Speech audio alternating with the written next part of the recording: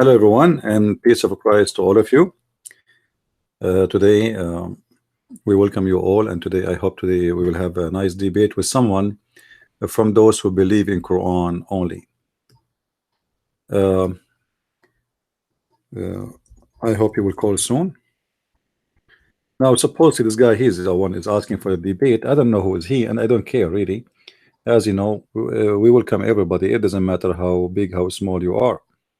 However, he claimed that he have a strong knowledge of Islam, and he is coming here to debate me. So please share the link around with your friends and invite everybody, and let us see if we can have a nice discussion with this man about Islam and about his religion.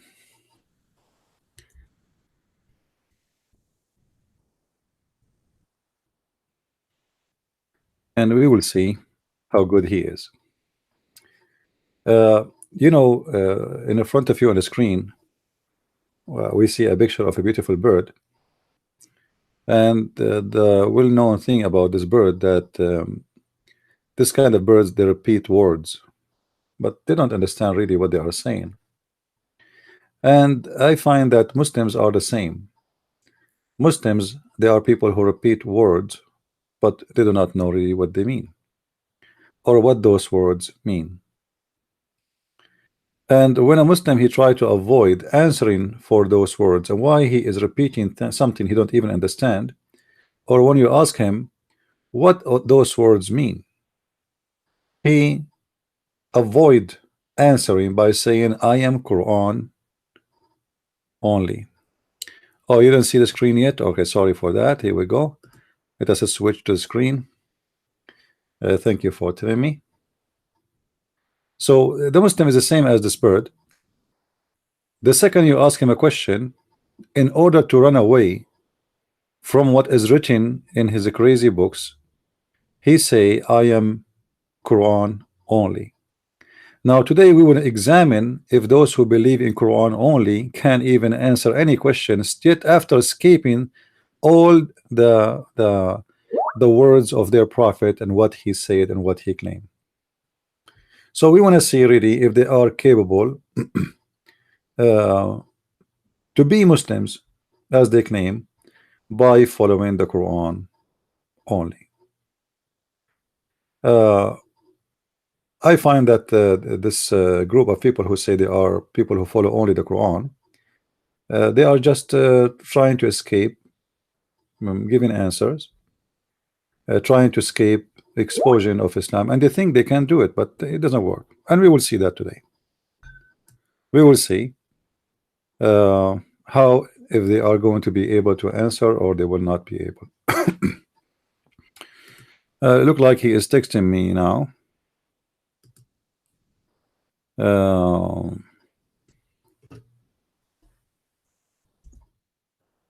And let us see if he will call.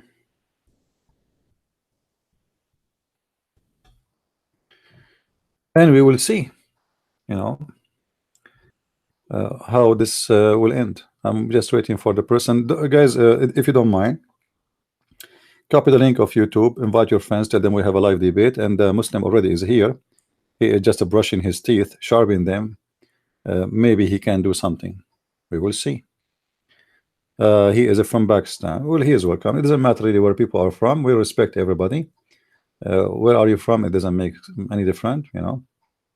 You're black, you're white, you're yellow, you are blue. Me myself, I'm blue sometimes. Sometimes depend on the shampoo I use. So, waiting for the Muslim gentleman to call. And remember, this gentleman, he is a Quran only, and he think by being Quran only, he can escape the exposure of Islam. So we will see if he can do that or not. We are waiting for him to call. Please share the link with your friends. And let us see.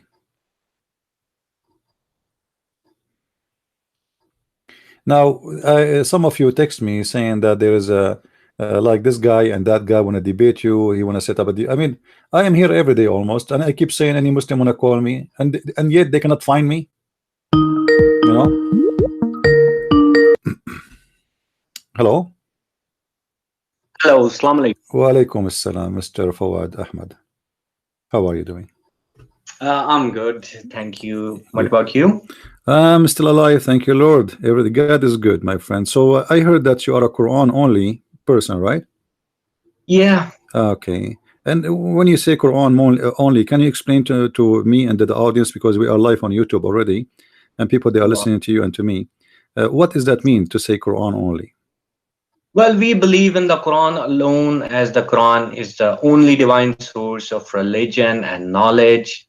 And we disbelieve in the Hadiths because it's a mixture of truth and lies. Mostly it's a lie. But isn't it the Quran a Hadith itself? Yeah, Quran is a Hadith. Okay, but you said the Hadith is a lie. Hadith. That's the Hadith of Allah, the authentic Hadith. No. Okay, the Hadith of Allah is collected by who? It's collected by none. It was written by Prophet Muhammad himself. Who told you that Muhammad he wrote Quran? Well, the Quran chapter 25 verse 5 says so. Chapter Quran what? Chapter 25 verse 5. Oh, okay. What the verse they're saying? Tell us, please. Yeah, let me check it for you. Just a second. Okay.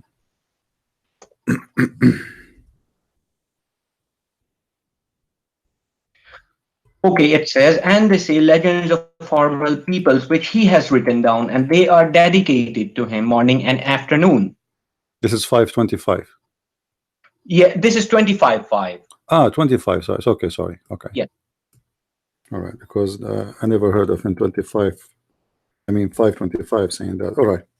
Other than that, what Prophet is writing in this verse, he's also reading in chapter 98. Yeah, but the verse you quote for me, my friend, it says the opposite. It says that this is a lie. So how you confirm the Quran for me? Yeah, I do understand. It does say that the kuffar say that, but whenever Allah quotes a lie from the kuffar, like the hands of Allah have are changed, like the Jew said, but Allah responds to that lie. Okay, so you are saying here because of what word make you believe that Muhammad he wrote the Quran? Well, he's also reciting from the pages as well. No, okay. Did he recite or he write the Quran? I want you to make it clear for me. He has written and recited both from the. All right. Both. So, but you are saying that you believe that Muhammad he can write and read, right? No, Muhammad can read and write. So how he wrote? How he wrote the Quran? Well, he could read and write. Okay, let me ask you. You said you don't believe in the Hadith, right? Yeah, I don't believe in the Hadith. How you come to the conclusion that Muhammad do not know how to write, how to read? Well, Muhammad is actually writing the Quran in this verse, and he's reading in another verse, which is chapter 98. But this is not the question. The question is, you confirmed to me a second ago that Muhammad do not know how to write, how to read. So how you were able to know? I think I've said that must be a mistake from my side. I'm extremely sorry. All right. So let's rephrase again. Do Muhammad know how to write, how to read, or he do not? Yes. He did know how to read and write. So if we go to chapter 1 in Al-Fatiha, and I want you to go with me, Al-Fatiha, I'm sure you know it by heart because you pray it every day, right? Okay. Now, the story there about Al-Fatiha in the Quran is speaking about Muhammad praying to his God, right?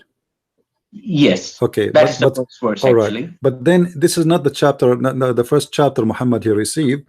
The first chapter Muhammad received supposedly is Al-Qalam, correct? No, that's not correct. This is the first chapter. This is what he revealed. The full story is in the Quran in chapter 53, how the first revelation was given to Muhammad and how Muhammad actually met Gabriel, the angel, for the first time. In which chapter? It's chapter 53. Chapter 53, what verse? Yeah, let me open it up just a second. Because that's a fake story where it says Ikra Bismi Rabbika Allazi Khalaq. So that's actually a fake story. Okay, so this verse is fabricated, you mean? No, the verse is not fabricated. The verse is just a general verse. Allah speaking to everyone. Just read in the name of Allah. Oh, okay. So the rest, Muhammad saying I cannot read, etc., is a fabrication, you mean? Yeah, that's a fabricated story. The true story that is in Surah Al-Najm from verse 5 to verse number 13. I mean, it's quite clear that So, taught to him by chapter one 5. intense strength, one of soundness. Chapter 5? No, chapter 53, verse 53. number 5. Oh, okay. Well, if we go there, as long as this is the verse you are saying, you know, is the one where the revelation started, you mean, right? Yes, this is about, no, this is not about, Allah is actually explaining later on in the Quran how the first revelation was revealed. Okay, so let me get the final answer. What is the first revelation Muhammad received? That's Surah Al-Fatiha. Al-Fatiha. Where you can how you can confirm that this is the first revelation? Well, we believe that it's word of God and it cannot be corrupted. Even the chapters cannot be, you know, Okay. misplaced or something. I want you like to go with me. Let us 96, go. chapter 1. That's just nonsense. Let us go with you in chapter 53, verse number 1. I want you to explain to me the first verse. What وَالنَّجْمُ إِذَا هَوَى mean? Right, I'll have to check just a second. I actually haven't opened the first verse yet.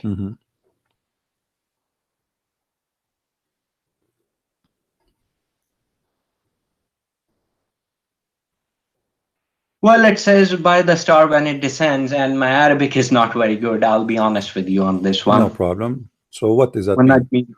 What does it mean? Yes. The stars descend or goes down. What does that mean? That doesn't make any sense. Allah is just, you know, just like Allah, you know, says by the olives. What does that mean? You know, by the faith. That's how Allah is speaking. What do you mean? Well, this is how Allah. You know, if you speak to me, and I say by the rabbit, do you think I'm making fun of you? What do you mean? What do you mean? I say by the rabbit. Well, you can say you that. Swear. No, you swear. No, I don't swear by the rabbit because the rabbit is not a big value for me, and he's nothing. Yeah. So this is God. Actually, what it means is the star descended. The star actually descended to Muhammad. The star was an angel. So the star is an angel? No, it's sort of a similarity. No. The way Allah explains things. The word it says a star, and star is a star. So yes, star. So do you believe like a star when it was in the sky? No, my Muhammad friend. saw it No, descend. don't assume. Where you get this story that angel is the same as a star? Is that from the Quran? No, that's. So why you are bringing this comparison between them? Star is a star. So your God Allah swearing by the star when to go down, and this is a very false statement because the stars doesn't go down. Remember, down where we are in the earth. Well, you can say meteorites and stuff. So Allah He swear by the by a little rock coming down to the earth. Yes, you can say that. Why He do that? Well, to be honest with you, I don't know. Okay, so you have no idea. First question is gone. Your companion is neither astray nor being misled. What does that mean? That means he speaks the truth. Who is the companion? Companion is Prophet Muhammad here. It says your companion. Your companion. Yes, okay, who is your? Was speaking to people. Who is you? In that time, speaking to people. That when Muhammad was among them. How you know he is speaking to the people, not to Muhammad? Well, my friend. Can I say that's how the Quran is written. No. This is no, my friend. Let me teach you some Arabic. In Arabic, is not the same as English. In Arabic, when we say, like you see here, you are reading the word you, right? And you can be used for a group and can be used for one person in English, right? In Arabic, the story is different. It says, مَا ضَلَّ صَاحِبُكُمْ وَمَا غَوَى. It's one individual, all right? Yeah, one individual. Okay, one individual. Who is this individual? He cannot be anyone. Huh? Yeah. He have to be a specific person. Who is this specific person? Well, that's Muhammad according to our understanding. All right. Let us say it is Muhammad, as you said. Now, if we go in the verse after, it says, وَمَا يَنْطِقُ عَنِ الْهَوَى. What does that mean? He does not speak from hawa, his desire. Thank you very much. So how you refuse the hadith if Muhammad don't speak of his own desire? Because the only word Muhammad speak is the Quran, chapter number 69. So Muhammad never talked. So Muhammad, he never opened his mouth. Hold on. So Muhammad never opened his mouth in his life except Quran. Well, he did. He did. He actually has done stuff. Okay. How many? Just to be sure, people that bring me food and this and that. Mr. Fuad. how many times you pray a day? 5 times. All right, I want you to show me the verse in the Quran. It says you pray 5 times a day. Well, there is no such verse. You have to calculate But you said the no. verses from the Quran where it's No, where no, Allah says that you no, know no. praise Allah at this time, praise There is Allah at no, this there time. is no such a thing. The Quran in front of us. Show me where in the Quran it says you pray 5 times. Take your time. No, there's no such verse. I'll be honest with Okay, you. Where it so says you pray just 5 said times. you just it gives said you timings. yeah, you just said you are Quran only, but yet there is no such a thing. If we calculate all those timings, it becomes 5. What timing? You just said there is no such a thing. No, but there is no verse that says pray 5 times. Okay, but it gives you timings. what the verse is saying in the Quran? How many times you pray? Well, if you calculate, it becomes 5. Don't tell me calculate. Let us calculate together. Where it says that we can calculate and we will get the conclusion if it's 5. In the Quran, my friend, open for me chapter 11 verse 114. It says وَأَقِيمُ الصَّلَاةَ طَرَفَيَ النَّهَارَ وَزُلْفًا مِنَ اللَّيْلِ 3 times a day. This is Quran. Well, because Allah speaks of regarding the little children that they should ask your permission. My friend, this is not the question. Who care about the little children now? So Allah, He did not make rules for the children regarding the prayer. Never exists in the Quran. This is a verse about how He's speaking to men, to the Muslims, and establish the regular prayer at the 2 ends of the day and the approach of the night. How many the total according to your understanding from this verse? Chapter 11 verse 114. Just let me open it up.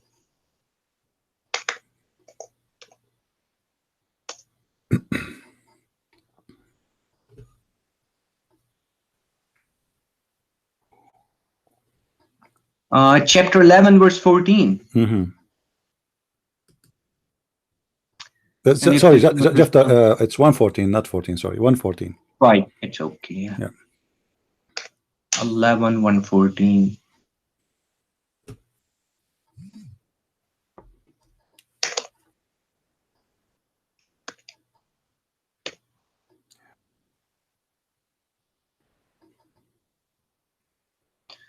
And establish prayer at the 2 ends of the day and approaching of the night. Indeed, good deeds do away with misdeeds. Well, 2 ends of the day and approaching of the night, it means 3. Okay, so how you pray 5? You can find similar verses where you can find additional salats other than this. Okay, like Salatul Wusta, the middle player. This is this is the middle wusta. The one is between. The one is between is the wusta.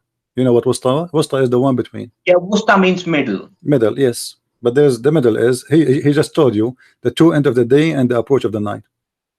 So this is the middle one. Okay, so where is the 5? There's no 5 in the Quran. So why you don't follow this verse in the Quran saying 3 times?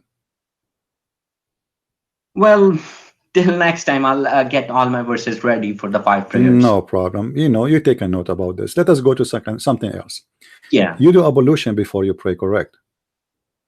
Yeah. Okay, how you learn to do the ablution? Well, it's Quran chapter 5 verse number 6 that says so. How? Show me. Read for me. Let me. O you who have believed, when you rise to perform prayer, wash your face and your forearms to the elbows and wipe over your heads and wash your feet to the ankles. And that's it. But doesn't say what you say, what to do, how to do it, right? No, it's just clear. Just wipe your head, just wash your feet till ankles. How many times? Just wash them? Not 2, not 3? Allah has given no time, so you just have to wash them once. Okay, so those who do 3 times, etc., those are wrong. They should no, that's just nonsense. Nonsense. Okay. And also, reciting stuff as well. Like some people recite Shahada, some Bismillah while doing wuzu till they finish. I mean, that's just too much. All right.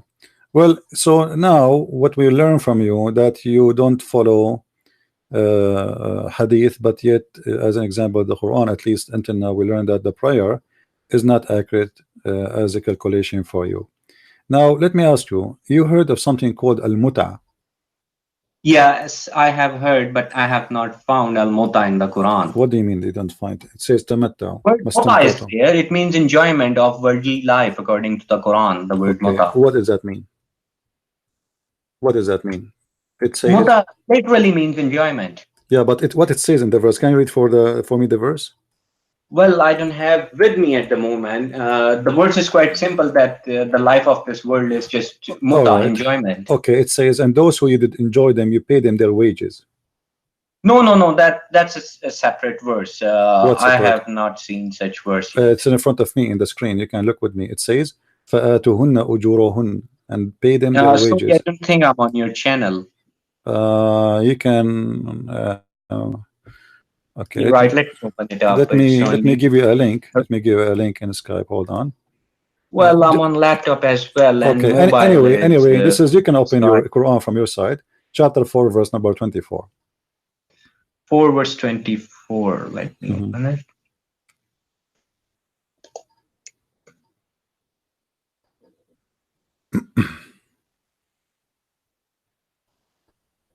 Yeah. So And why you want to pay? Why you want to pay? Right hand possesses the word muta. I don't think I've seen it in this. It's there. It says istamtatum bihi minhun fa'atuhunna ujuruhun. Those who you enjoy of it, not even them. Bihi. Do you know what bihi? Do you know what bihi mean? Do you know what bihi? Do you know? Do you know what bihi mean? Bihi. Bihi means bihi is the same as it. This. Like Yeah, it's an object or a part. So what is the object or the part they enjoy in the women? What is the part you enjoy? Well, the word, I don't see the word muta here, to be honest. Yeah, my friend, it says there istamta. This is the muta. Istamtatum. Istamtatum. Fama istamtatum bihi minhun fa'atuhunna ujurahun. So those who you did enjoy of it. Speaks of, okay. I agree with you. This word actually, the root word is muta and all. All right. But so, it speaks of enjoying your marriage. So I'm fine with it. No, it doesn't say that, my friend. Look carefully. It's already the verses talk about marriage, and we do not need to repeat it again. And then it continues saying, who is the ones are lawful for you to enjoy them additional to the marriage? It's forbidden for you. It's forbidden for you. Hold on. It's forbidden for you, women, they are married, except if they are your slaves, which means if they are slaves, you can have sex with them even if they are married. Then he continues saying, and he allowed you whatever after that. So you seek with your money. With your money. Yes, I do understand what you're saying, but if you really look at these words, well, muhsanatu. What does the word mean? It does not mean married woman. No, it means married the woman. muhsana. No, muhsanat. The same word is used for Mary as well, the mother of Christ. No. So the translators got it wrong. No, my friend, no. Muhsanat is a married woman. It's why it's forbidden for you then. Why they are forbidden if they are not married? It says forbidden for you. Women who they are muhsanat.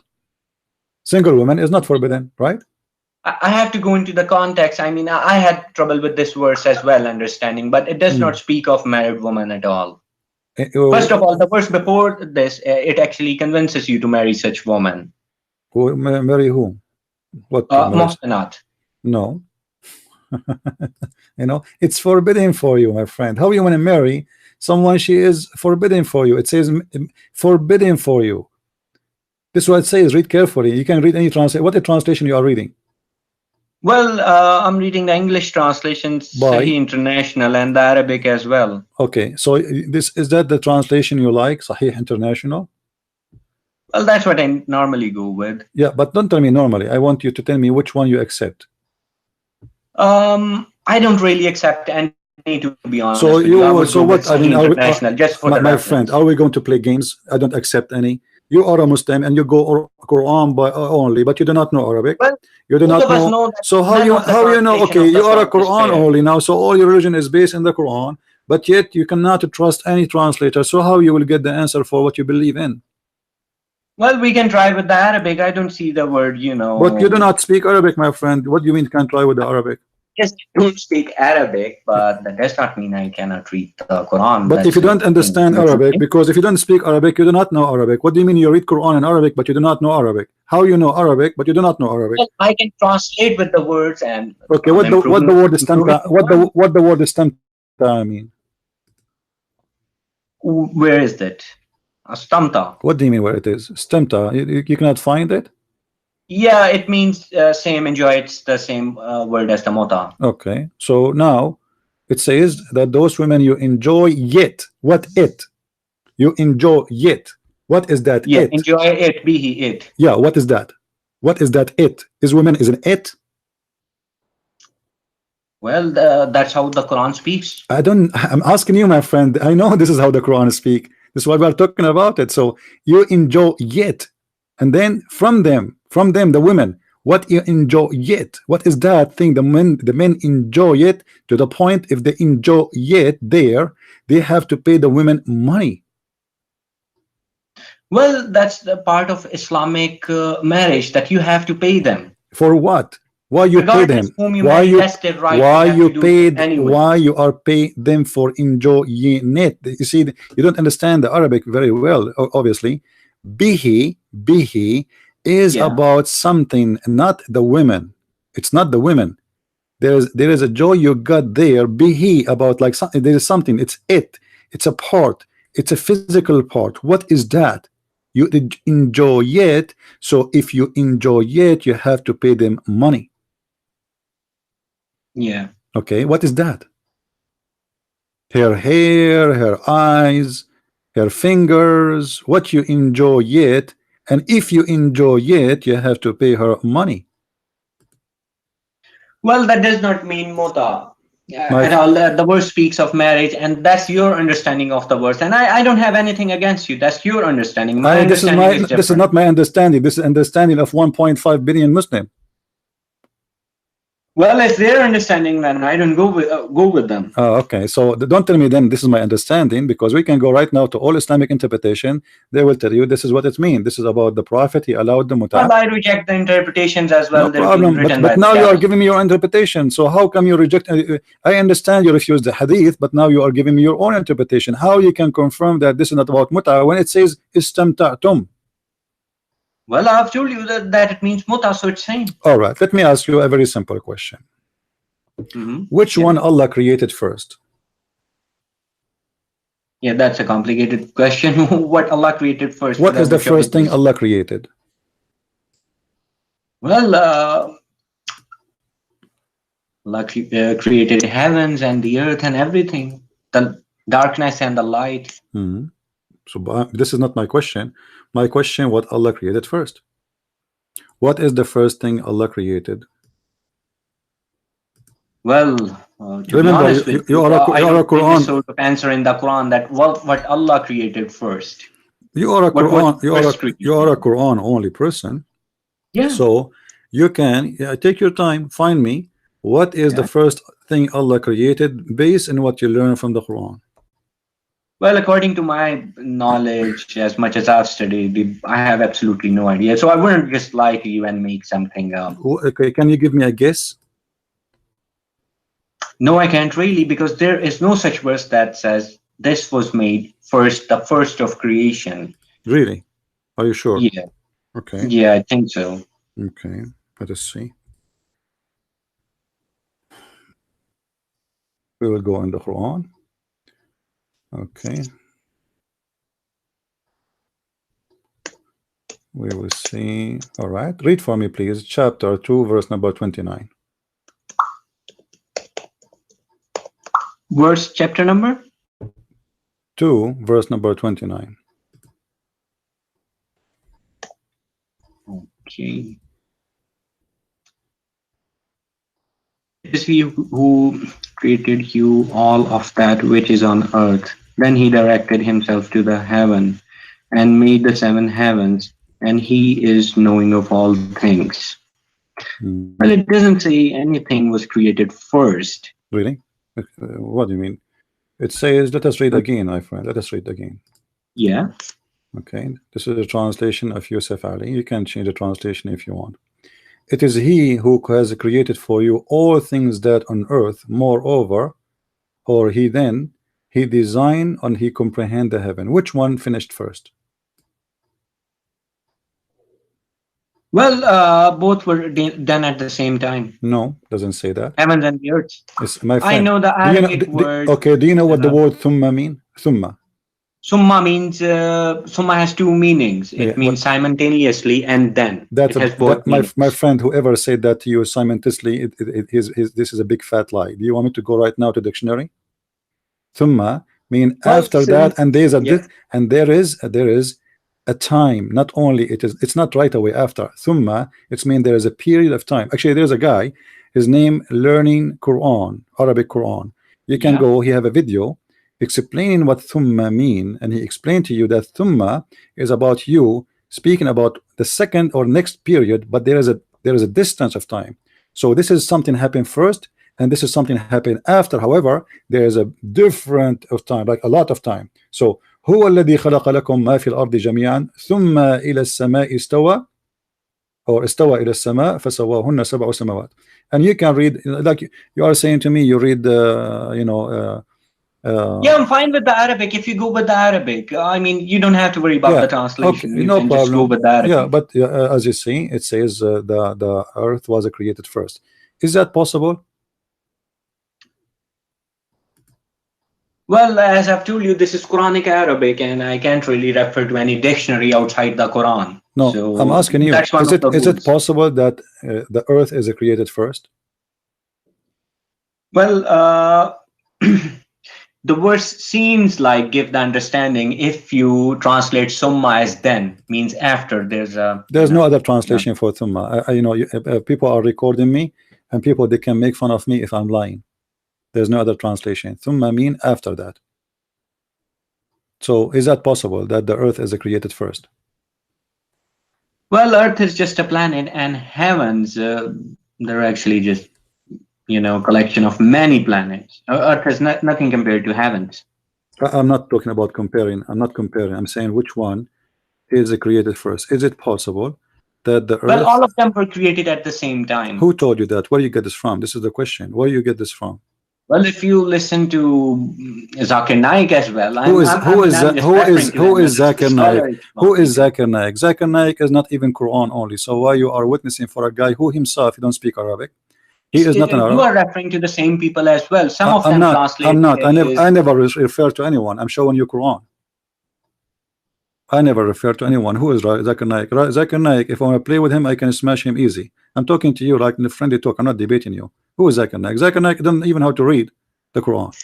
So, yeah, I do actually agree with you on that. As an example, Zakir Naik, he said the word hur does not mean females. Do you agree with him? No, I wouldn't. Which mean in the heaven, your mother, with my respect to your mother, she is going to have a male guy to sleep with her. This is what he said. So who is Zakir Naik? Don't mention his name. So now let us go back to the topic. Yeah. Is that a mistake, or this is not a mistake that the earth is created I first? wouldn't call it a mistake. There's not a single mistake in the Quran. What do you mean? I wouldn't call it a mistake. It's just classical Arabic. Maybe they spoke this way back then. So I wouldn't count this as a mistake. But how Allah, he created the earth, everything in earth, and then he went to the sky and he made it 7 skies. How this happened? Let us make it simple. Let us go to different verse in the Quran. Let us go to different verse. All right, go with me to chapter 41 verse number 11. 41 verse 11. Yep. Okay, what that verse is saying, read for me please from the translation you have. Summa stawa ila samai. I mean, that's the same thing. Then he directed himself to the heavens. Okay, so what does that mean? While it was a smoke, and said to it to what the word istawa mean? It means directing. Directing? What directing? Himself. What is that? Yeah. Do Allah need to direct himself? Like, does that mean he changed direction? What does that mean? Well, of course, Allah's creating has to be a direction. What do you mean? Well, we don't know. To be honest with you, I have no knowledge. Okay, so until now, all the answers we got from you, unseen, so I can't really answer. Okay, I want you to read for me then. Let us read the verses there, because I asked you to read 41 verse number 11. So let us read from verse number 9 all the way to verse number 12 or 14. It's up to you. You can read 10 verses before, 10 verses after, so you don't say I am misquoting. Feel free. Yeah, I do actually know what you mean. Yeah. So what this verse, this chapter is talking about, starting from verse number 9, if you wish to go before, but the topic before have nothing to do with this. So from verse number 9, it's speaking about how he created the earth. Is that correct? Yeah. Okay. Translate for us and explain. A second, let me open 41:9. Which verse you want me to start from? 9, verse number 9. 41:9. Yeah. Say, do you indeed disbelieve in he who created the earth in 2 days and attribute to him equals? That is the Lord of the worlds. And he placed on the earth firmly set mountains over its surface, and he blessed it and determined therein its creatures. Sustenance in 4 days without distinction, for the information of those who ask. Okay. I mean, if you look, you can, if you translate summas, then you can just, Allah's finish explaining them. Okay.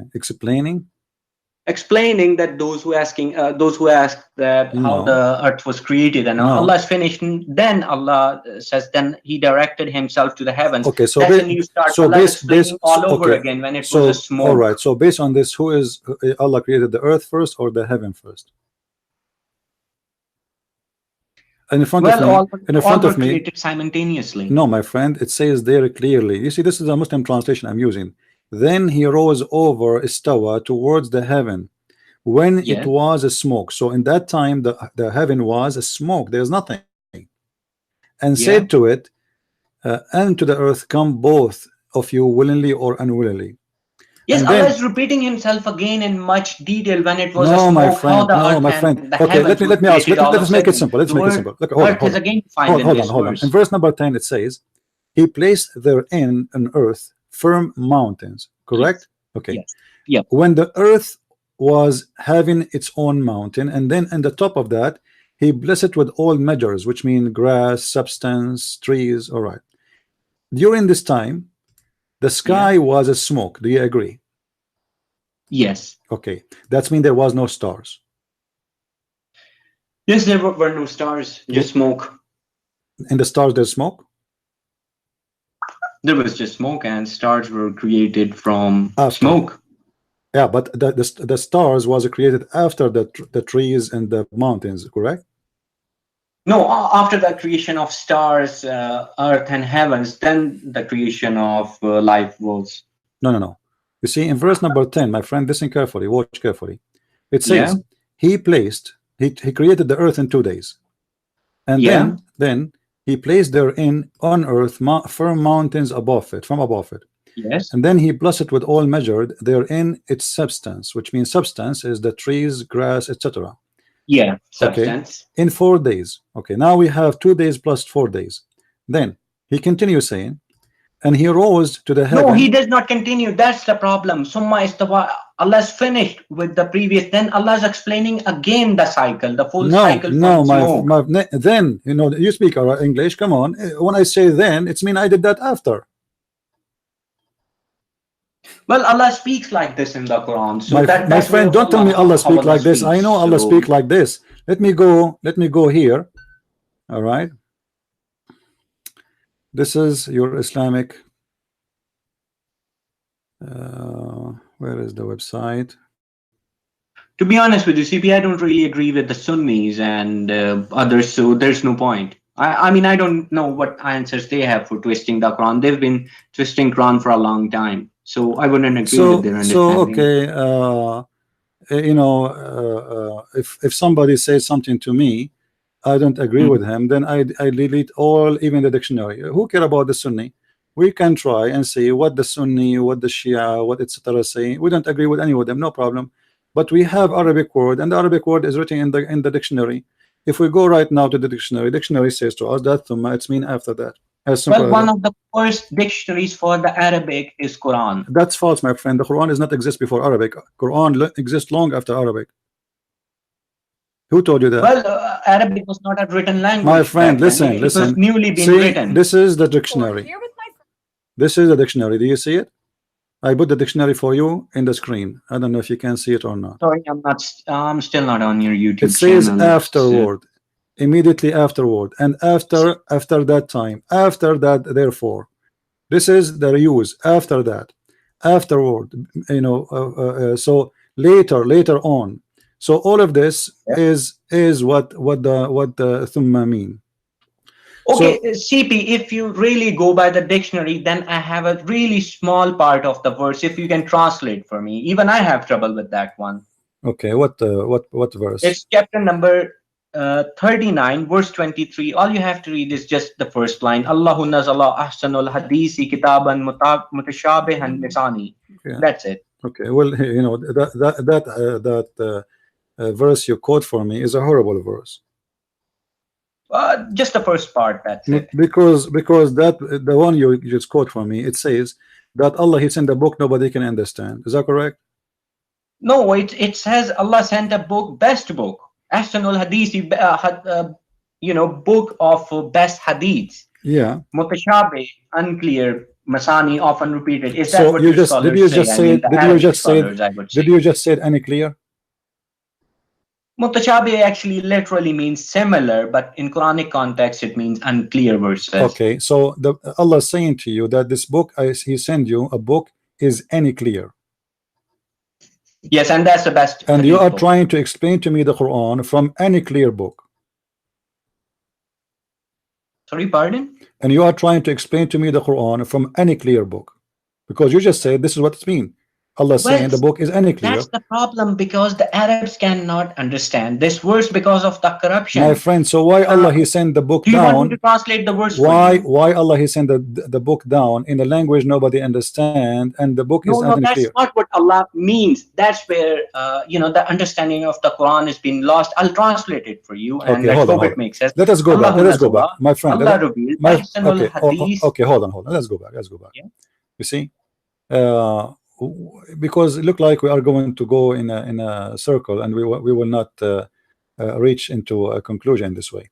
If we go back here, in the chapter 41, and read from verse number 9 already, or let us see, go, 41:9. yeah. He placed therein in the earth firm mountains above it. Was the mountains placed in the top of the earth? Yeah, the mountains are on top of the earth anyways. No, that's not true. This is not true. Who said that to you? Who said that the mountains in the top of the earth? No, it says here, it says he placed therein in the earth firm mountains. He placed, you know what placed mean? He put it there. Yeah. But is the mountain something thrown in the top of the earth, or the mountain is some coming from inside the earth? Well, we don't really know because we were never there. What do you mean never there? Science tell us that how mountains are made. No, we have. Yeah, when plates collide with each other, then the mountains are formed. So it's not placed. So this is a false statement. Mountains are not placed in the top. Well, according to you, you can say that it's false for you. But to be honest with you, I don't have anything against you, so I don't know why you're doing this to me. I'm not doing anything to you. We are talking about religion. There's nothing personal here, my friend. What are you talking about? So here, what we have, you're trying to deny it. Allah is saying to you that He created the earth in 2 days, and then in 4 days He put all things together in the top of the earth, including the mountain. He put it in top of the earth. Then He made the substance in the top of the earth, and this is all in 4 days. And then after that, He did istawa. Actually, you said to me directed. Is that a move?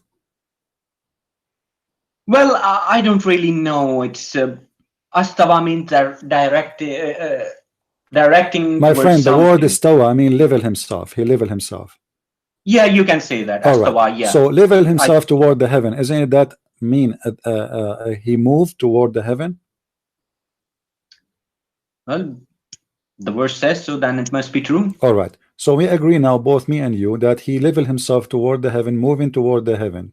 And the heaven was a smoke. So when there was a smoke in the sky, there was a full earth. Yeah. Okay. But here, if you read with me after that, you will see that Allah, then after that, He completed and finished from their creation as 7 heavens in 2 days, and He made in each heaven its affair. And we adorned the nearest lowest heaven with lamps, which means the lamps was created long after the creation of anything in the earth. Do you agree? Yes. Yeah, you can say that. Okay. Yeah. So guys, I want everybody to take notes. Mr. Fawad, he just said that the stars, to make it simple, created after creating the trees and the mountains. Finally, we came to an agreement, me and Mr. Fawad. That's wonderful. Now, and this is as we see in the chapter 41, verse number 9 to 12. Now, if we go to chapter 79. 79, right? Yeah. Which verse? We can go from verse number 27. 7. Yeah. Okay. Can you read for me from verse number 27? Are you more difficult creation, or is the heaven? Allah constructed it. Yeah. I mean, that's an easy verse. I mean, that heaven was a much more complex creation compared to humans. Yeah. What does that mean? So he created the heaven, correct? Yeah, heaven and the life in heavens as well. Okay. What is the verse after it? Continue, please. Right. Yeah, sure. He raised its ceiling and proportioned it. And he darkened its night and extracted its brightness.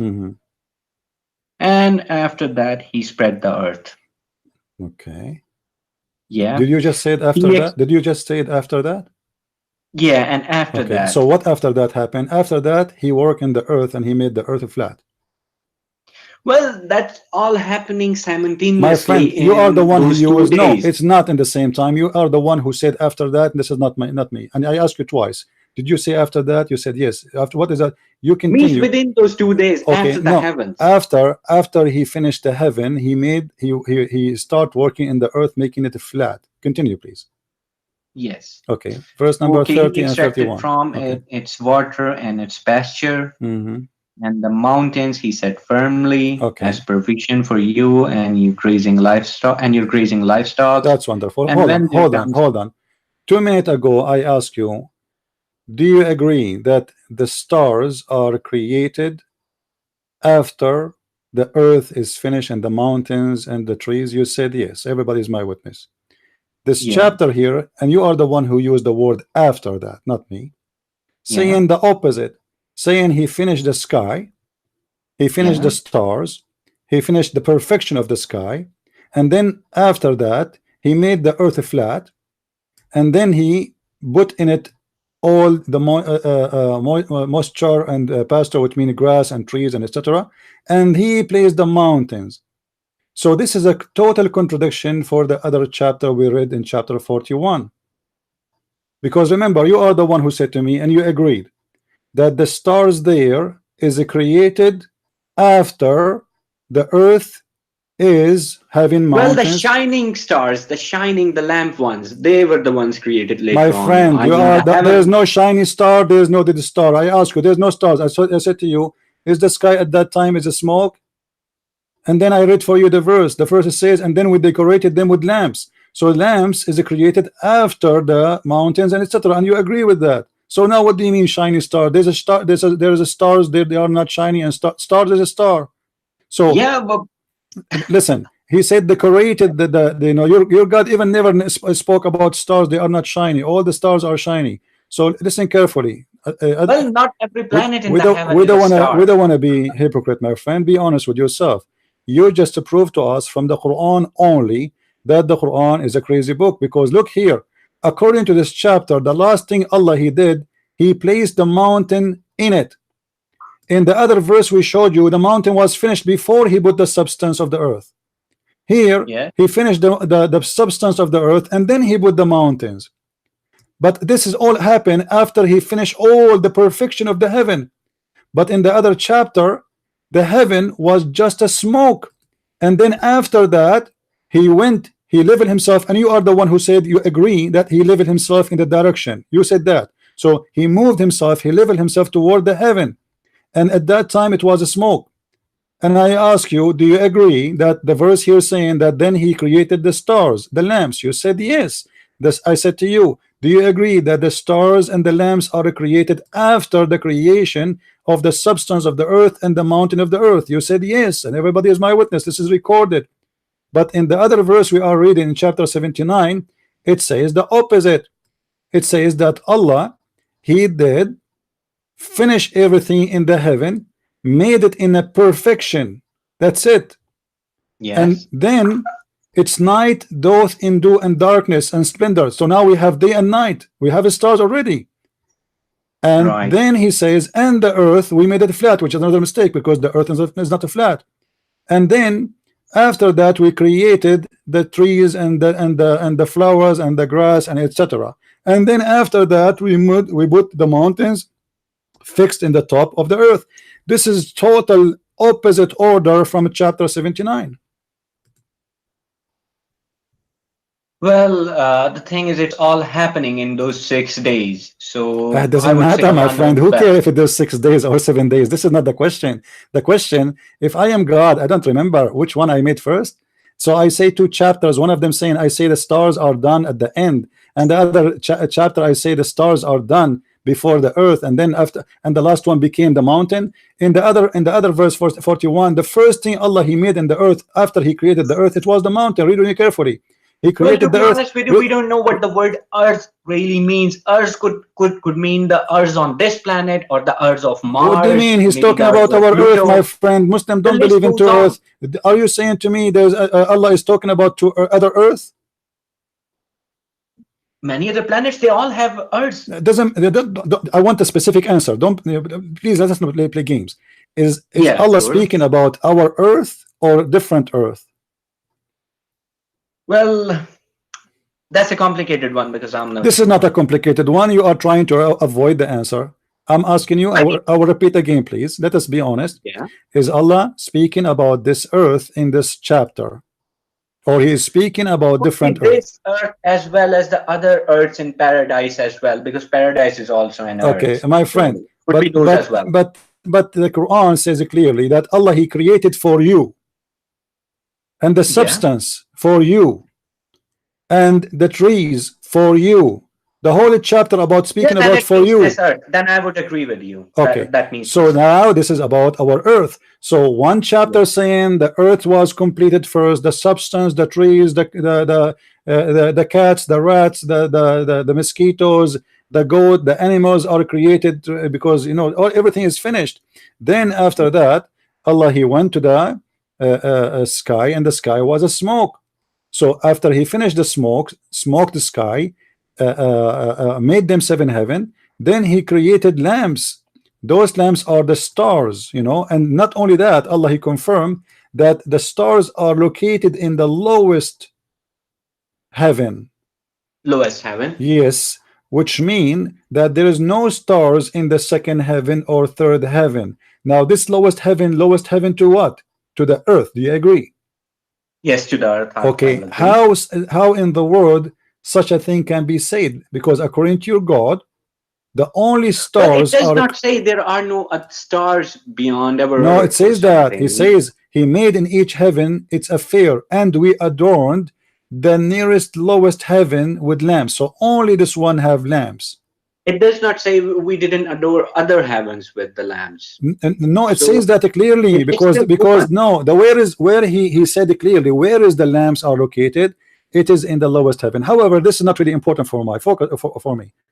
You admitted, and everybody is my witness, that the Quran is a total book of contradiction. Once Allah He says, I finished the trees, I finished the grass, I finished the goat, I put the mountains, I placed everything, the earth became perfect, and at all this time the sky was a smoke.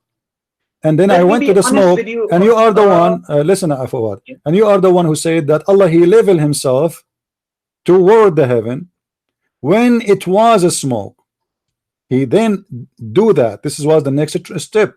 And you are the one who agreed, and everybody is my witness, that the lamps was created after the trees and after the substance, correct? Yeah. Okay, but the other one is saying the opposite. The other one is saying that Allah He created total opposite direction. It says that He perfected the heaven, He built it, and he put it in its order, and then he made the dark and night, which mean the day and the night. We have stars, and then after that, and you are the one who said to me the word after that. He spread the earth, so which means he start working in the earth after he made the day and the night.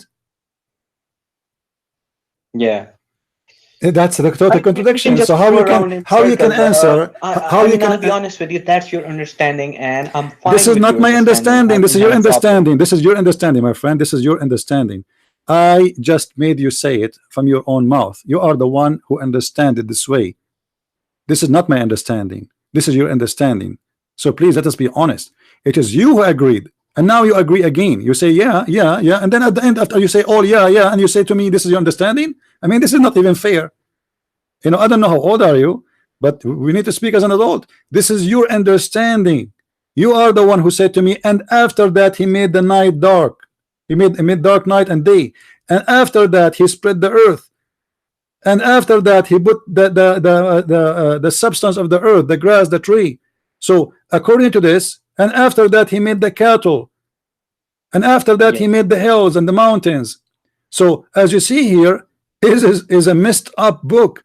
How in the world you are a person who follow Quran only, and you accept to believe that this is not a book of corruption, but yet you say the hadith is corrupt?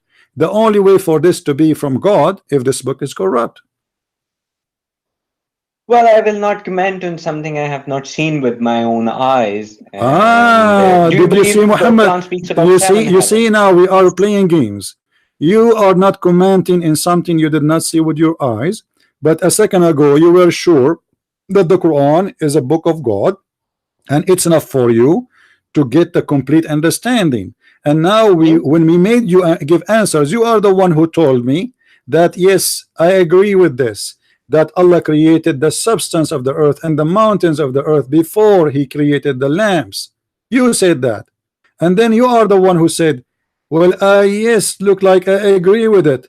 It's Allah here saying that he finished the sky and he made the lamps and the lights and etc.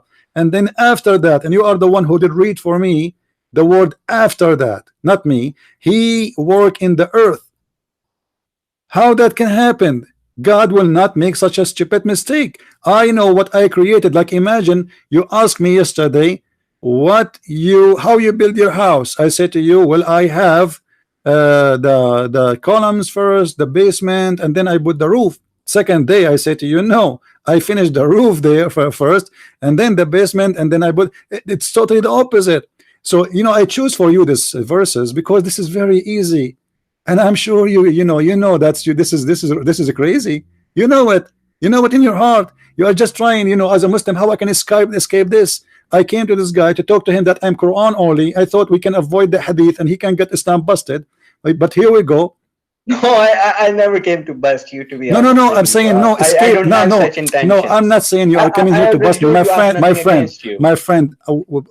I say to you humbly, nobody can get me busted. I am the Christian prince who nobody can debate me about Islam. I'm not even debating you. I'm just chatting with you. You are no match for me.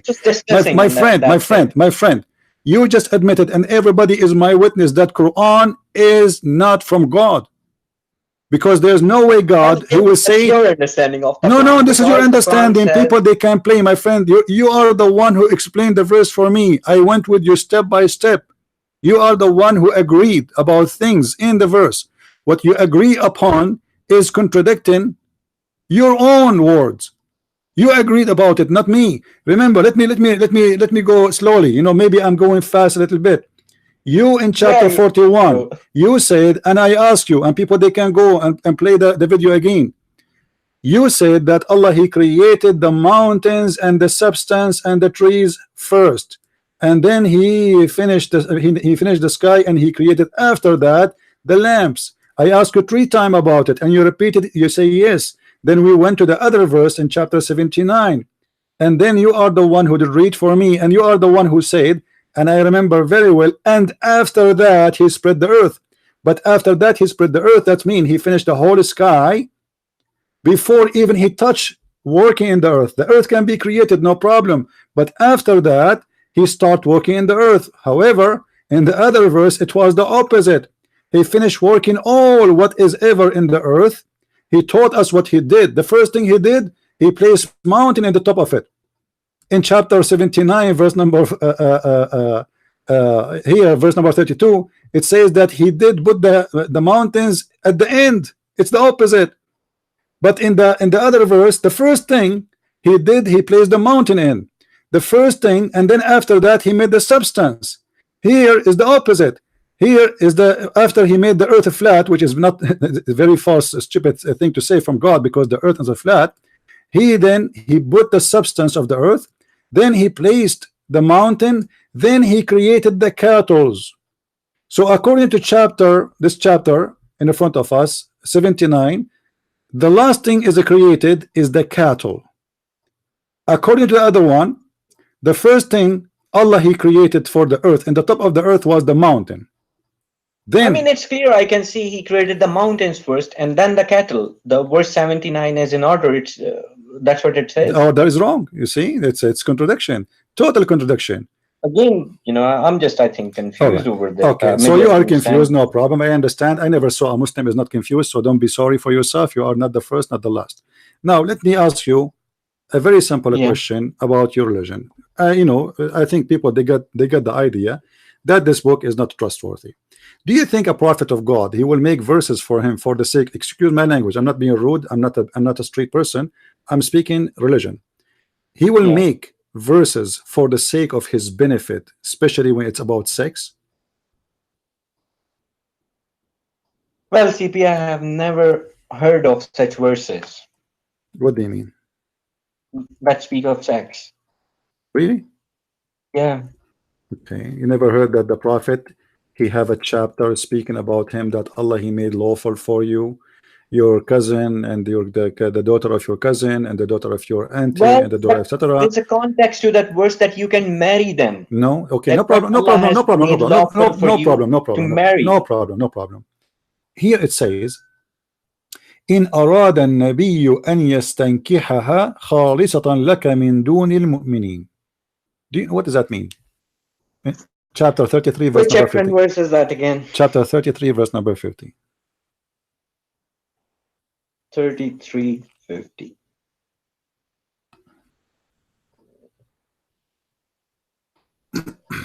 We have made lawful for you your wives to whom you have given their due compensation, and those your right hand possesses from what Allah has returned to you, and the daughters of your parental uncles and the daughters of your parental aunts.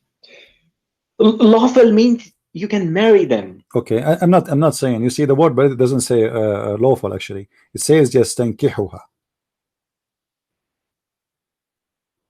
Just tankihuha. And the word yankah literally mean to F her. Now, to prove that he is going to F all those women, not to marry them, it says just tankihuha. Listen, my friend. You know a little Arabic, and that will help me actually in the mission we are doing. Yeah. It says here, Ya ayyuhan nabi ahlalna laka. It's lawful for you. This is the word lawful. Okay? Yeah. Your wives, but they are already his wives. He will not marry again, right? Yeah. Okay. Wives are just lawful. Thank you very much. So this is not about marriage, because you cannot marry your wife again. So here is counting for him. Listen. No. Listen. He is counting for him who is lawful. He is not speaking about marrying, because look, it says your wives and those who you pay them or your wages, and those who you own them, slaves. You can have sex with them too. This is not marriage. Right. Yeah, slaves are lawful for you. Mimma afa al-fay is what he got from the booty. And then he count. وَبَنَاتُ عَمِّكَ, and the cousins of your uncle, your male uncle, and the وَبَنَاتُ عَمَّاتِكَ, your female auntie. Okay, but now he continues saying, read carefully. وَإِمْرَأَ مُؤْمِنَةٍ إِنْ وَهَبَتْ نَفْسَهَا لِلنَّبِيِّ إِنْ أَرَادَ النَّبِيُّ أَنْ يَسْتَنْكِحَهَا. Explain to us, what is that? And any believing woman, she offer herself to the prophet if the prophet he want to F her.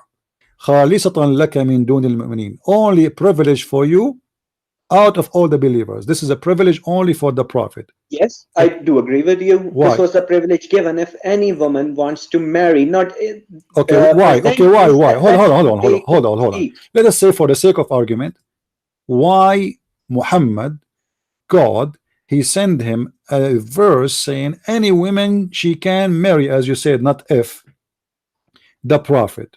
And this is a privilege only for Muhammad. Why? yeah. Why? Well, if you read the verse, same chapter 33:52, if you know, just come a little down, it says, not lawful for you or any additional woman after this. Allah has also forbidden him after that. Forbidden him from what? Forbidden him from marrying what he already had. That's it. He No, will have it to doesn't. live. It doesn't say marry. It says exchange. Well, exchange means divorcing. No, my and, friend. My friend, no. You see, look carefully with me. You just said that Allah, he said to Muhammad, any woman she can offer herself to the prophet, and this is a privilege for the prophet. But Muhammad here is saying to you that nobody can exchange his women, which means nobody is going to take him from. You cannot marry the wife of Muhammad. Do you agree? Yes, I agree. Okay, why? Why I cannot marry? As let us say Muhammad, he passed away. I am a Muslim. Like mothers of the believers. So why Muhammad he want to marry the mother of Jesus? Where does it say that? Ah, I forgot. You don't believe in the hadith. But hold on. Yeah. Hold on. So those who you Muhammad marry, nobody after you can touch them. What is the logic of that? Because they are like mothers to the believers. Who are mothers? They are not my mothers, my friend.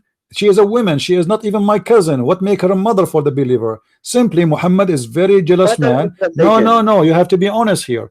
This man, he want to own those women. Aisha, she was a child when Muhammad he passed away. Why she cannot marry a woman? Well, She don't.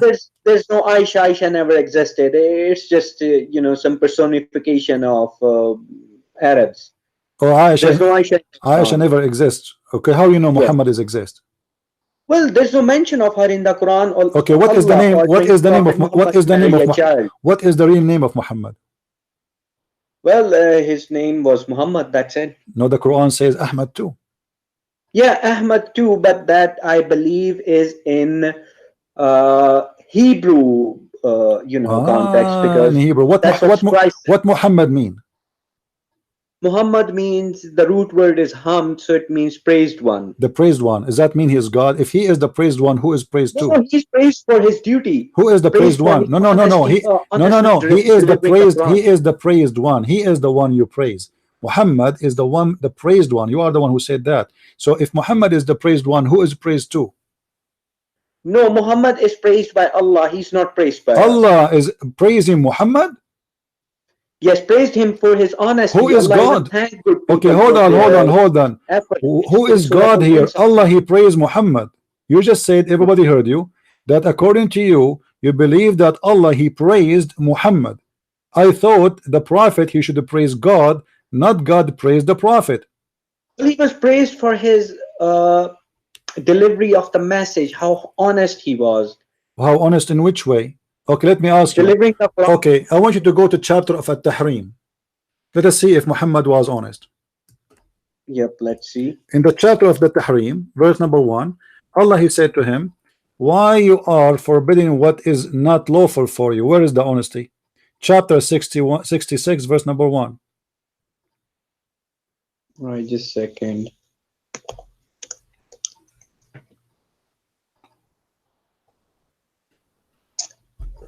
Yeah, why was he forbidding? So he was not forbidding lawfully, right? It was not a lawful forbid. Just forbidding something to satisfy his wife. But this means he is not lawful. He is not to be praised because he do things because of the connection. Okay, let me ask you. If I am a president, listen for it. If I am a president or a king, and my wife, she asked me to make a law, and I am a prophet in the same time, just to make my wife happy, I make a law. Does that mean I'm a good king? Well, that's his personal affair. That's personal between him and his wife. This is not between him and between his wife, my friend. Allah is involved here. Don't you see Allah is upset? Don't you see Allah is upset? Allah is saying to him, not his wife, why you are forbidding things I made lawful for you? Is that correct? Yes, he Okay, people of your wives. so you just say that Allah is unhappy with Muhammad because of his action here. Well, it doesn't mean Allah is unhappy. Allah does not want. So why he is saying to him, why you are forbidden? What do you mean he is unhappy? If I say to you, why you are forbidden what I made lawful for you to make your wife happy, that mean I am not unhappy? I'll just might agree with you on this one, because Okay. Muhammad was a human Then let me being. ask He you. made mistake. Who made a mistake? So let me ask you then. Yeah. This verse is about what? This is something about his personal affair or something. What he was doing? Well, that's his personal affair. It's about Why the regarding personal something affair? Okay, now the personal affair. Right. See, this is not personal no more, because now this is in the Quran. Allah himself is speaking of it, and now you as one of a billion Muslim reading it and try to understand. So it's not personal affair no more. So we need to know what is happening, why and what Muhammad he forbid. It's not lawful for him to forbid. Do you know?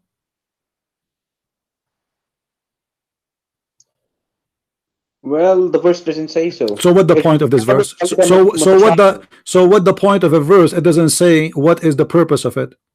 How we will know now? Put mutashabih verses in the Quran deliberately. You see, this is a crazy, my friend. You are saying to me, I have a book, nobody understand what it's mean, but I'm going to explain it to you. No, you So can't really then- explain then- unless you take the Sunni understanding. I know what that means. So no, explain to me then. Don't tell me the Quran is a clear book. The Quran says in many verses that this is a clear book. فَصَلْنَاهُ تَفْصِيلًا. So how it's a clear book, but now a simple verse I'm asking you, Quran what was also say إِلَّا يَمَسُّهُ إِلَّا الْمُطَهَّرُونَ, that none can touch it. what is except that? What does that purified. mean? Okay, let me ask you a question then. What mutahharun mean? It means purified, clean people. Okay, The is people Muhammad who do is good Mu- deeds, is Muhammad they're is purified Muhammad by God, clean? who Is understand the Quran. Muhammad clean? Yes, of course. How you know? Allah kept on purifying him. Where? Well, he was a messenger of Allah. So obviously messenger of Allah. I just showed you messenger of Allah. He is busy having sex with women, And saying Muhammad never to made women, any any woman she mistake. want to give herself to me, I'm ready here for you. What kind of a messenger of God is That's not God? the understanding. It's about the marriage. It depends on how you read the Quran. My friend, The can you Quran name for me is one woman she understanding. okay, can you name for me any woman she offered herself to the Prophet, she became his wife? From those women? Name for Well, me one. it's not mentioned in the Quran. So what that is something that why we you know. are saying Allah purify him? This guy obviously he's taking advantage of himself being a prophet, saying to the Muslim women, hey, any woman she want to offer herself for me, come to my bed. Well, already he have many wives. Why he need to do that? The Muslim women, they don't have men to sleep with them, so Muhammad is doing the rooster job. Why I need to say? Don't give me a reason. No, my friend, What marriages? I mean, the guy he have 13 wives already. What marriages? He's not short of women. And why Muhammad have 13 wives, but the rest of Muslims can have only 4? Why the privilege of your prophet is about sex and money? If I am a Muslim, listen. Allah can do whatever He wills. Yeah, Allah can do. How we know that this is not the will of Muhammad? Obviously, this is the will of Muhammad, not the will of Allah. Because that's your understanding. And it's a proven easy. It's a proven easy. When you make a privilege law for you, it's mean you are creating the law. Muhammad is not above mankind. He is supposedly a prophet and a servant of God, not someone taking advantage of the vagina of women. Him. I mean, that's fine. What is Allah selected him to sleep with the women? Is that his job? Isn't it enough for him to have 13 wives? Why he need a verse to say as any woman she can open her legs for him? What is the point of this? And what Muhammad he accomplished with this? And what the Muslims win from this? And why it's a privilege for Muhammad? What about we say any Muslim woman she want to offer herself to a Muslim? It's your understanding, because it's not my understanding. I'm asking you.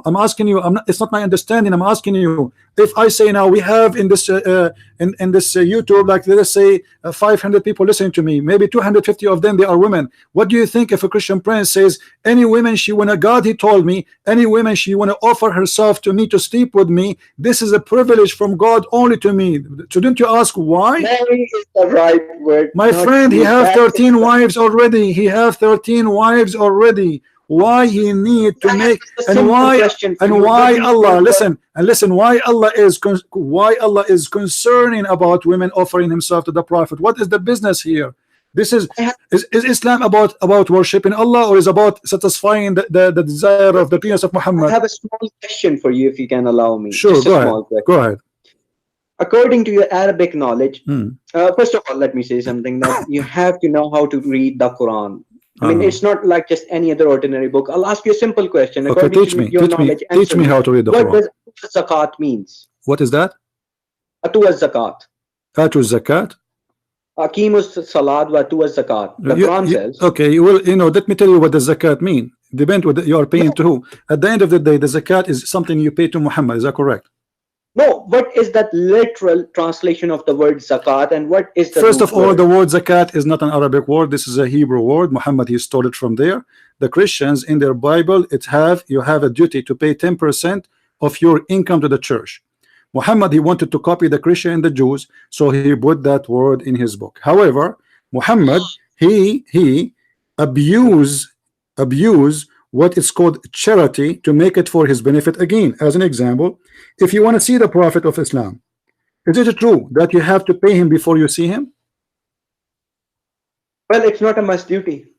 What? It's not must that you don't really necessarily have to pay him. Even if you don't pay, that's fine to see the Prophet. Okay, hold on. I am not a prophet. I don't claim even to be a good guy. I am here for free.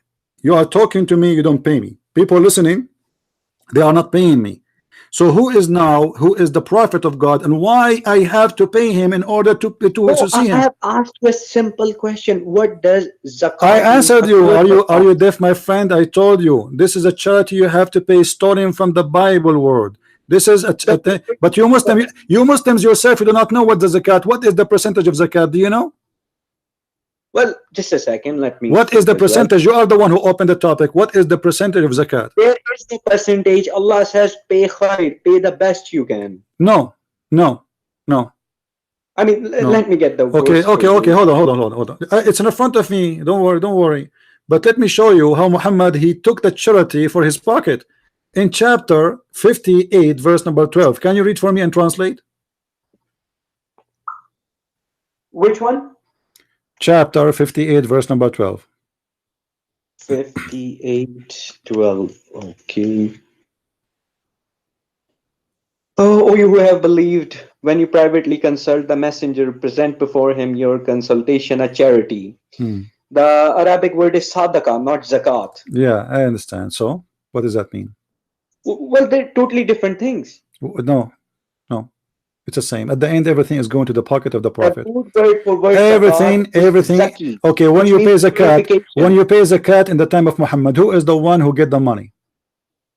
Well, then it also said this is better for you and purer. But if my friend, answer the question. I've answered the question. Answer the question. Do you say, okay, listen, what najwakum mean? What you have to provide najwakum? What does that mean? What private consultation, you can okay, say. so is this verse saying that you have to pay the Prophet before you do private consultation with him? The verse also says if you don't have, Allah is a Ghafurur Rahim. Allah is merciful, forgiving for what? Is that a sin not to pay the Prophet? Well, that's how he said. Yeah, because you are making it a sin. You make the Muslim feel guilty. Okay, you know what? But if you don't have, Allah forgive you. That's mean it's a sin. So why this Prophet, who is taking the fifth from every attack? The Quran says, "Al-khumsu lillahi wa rasulih." He have already the fifth from every attack. And and not only that, he have listen, he have the best of the booty. Is that correct? I can show you the verses one by one. No, that's not correct. I know you're speaking of Surah Al-Hashr. What not correct? What is not correct? That he kept all the booty. He donated everything. No, he don't get all the booty. He take a fifth of the booty. Yes or no? Yes, he did. Why he get the fifth of the booty? Because he donated that stuff as well in the way of Allah. What do you mean he donated? This is for him. If he want to donate, he give it to the Muslims, all of it. This is only for him. This is how he survived on charity, on sadaqah. He was hold on. So you are saying to me, Muhammad, to survive, he have to get the fifth of the booty. Let us make a small calculation. The Muslims attack the Jews, and they stole from the Jews, let us say, $1 million. And Muhammad have an army, let us say for the sake of argument, 10,000 soldiers. Now we have $1 million, and we are going to divide the 1 million. All right, I'm going to do it, use my calculation to get accurate numbers. We will divide it to 5. Yeah. Muhammad, he will get $200,000 from the million, correct? Yeah. And then we have what? We have $800,000 will be divided in 10,000 soldier. Yeah. The total is every soldier will get $8. Yeah. And Muhammad alone will get $2 million. Well, the share And you of are telling me, Allah hold in on. You are telling me a Muslim, he can survive with $8, but yet Muhammad, he need $2 million to survive. Well, first of all, it was not that much. And regarding what What that much? We are just doing the Quran, my friend. We made a number. We made a number. We made a number. Hold on. What do you mean that not much? This is what the number says. The 5th to Muhammad. The 5th to Muhammad. Very simple. So if we have 1 million and we have 10,000 soldiers and we have Muhammad will take the 5th, the number is very easy to get. So this isn't how much, this is how it is. So how Muhammad can survive with he need $2 million to survive, and he is the humble man. He is the one who don't care for money. He is the nice. 7, So Allah explained in the top of that, does. listen. In the top of that, he is asking the Muslims, before you see him, you have to pay him. This is additional now. The 5th is from the booty.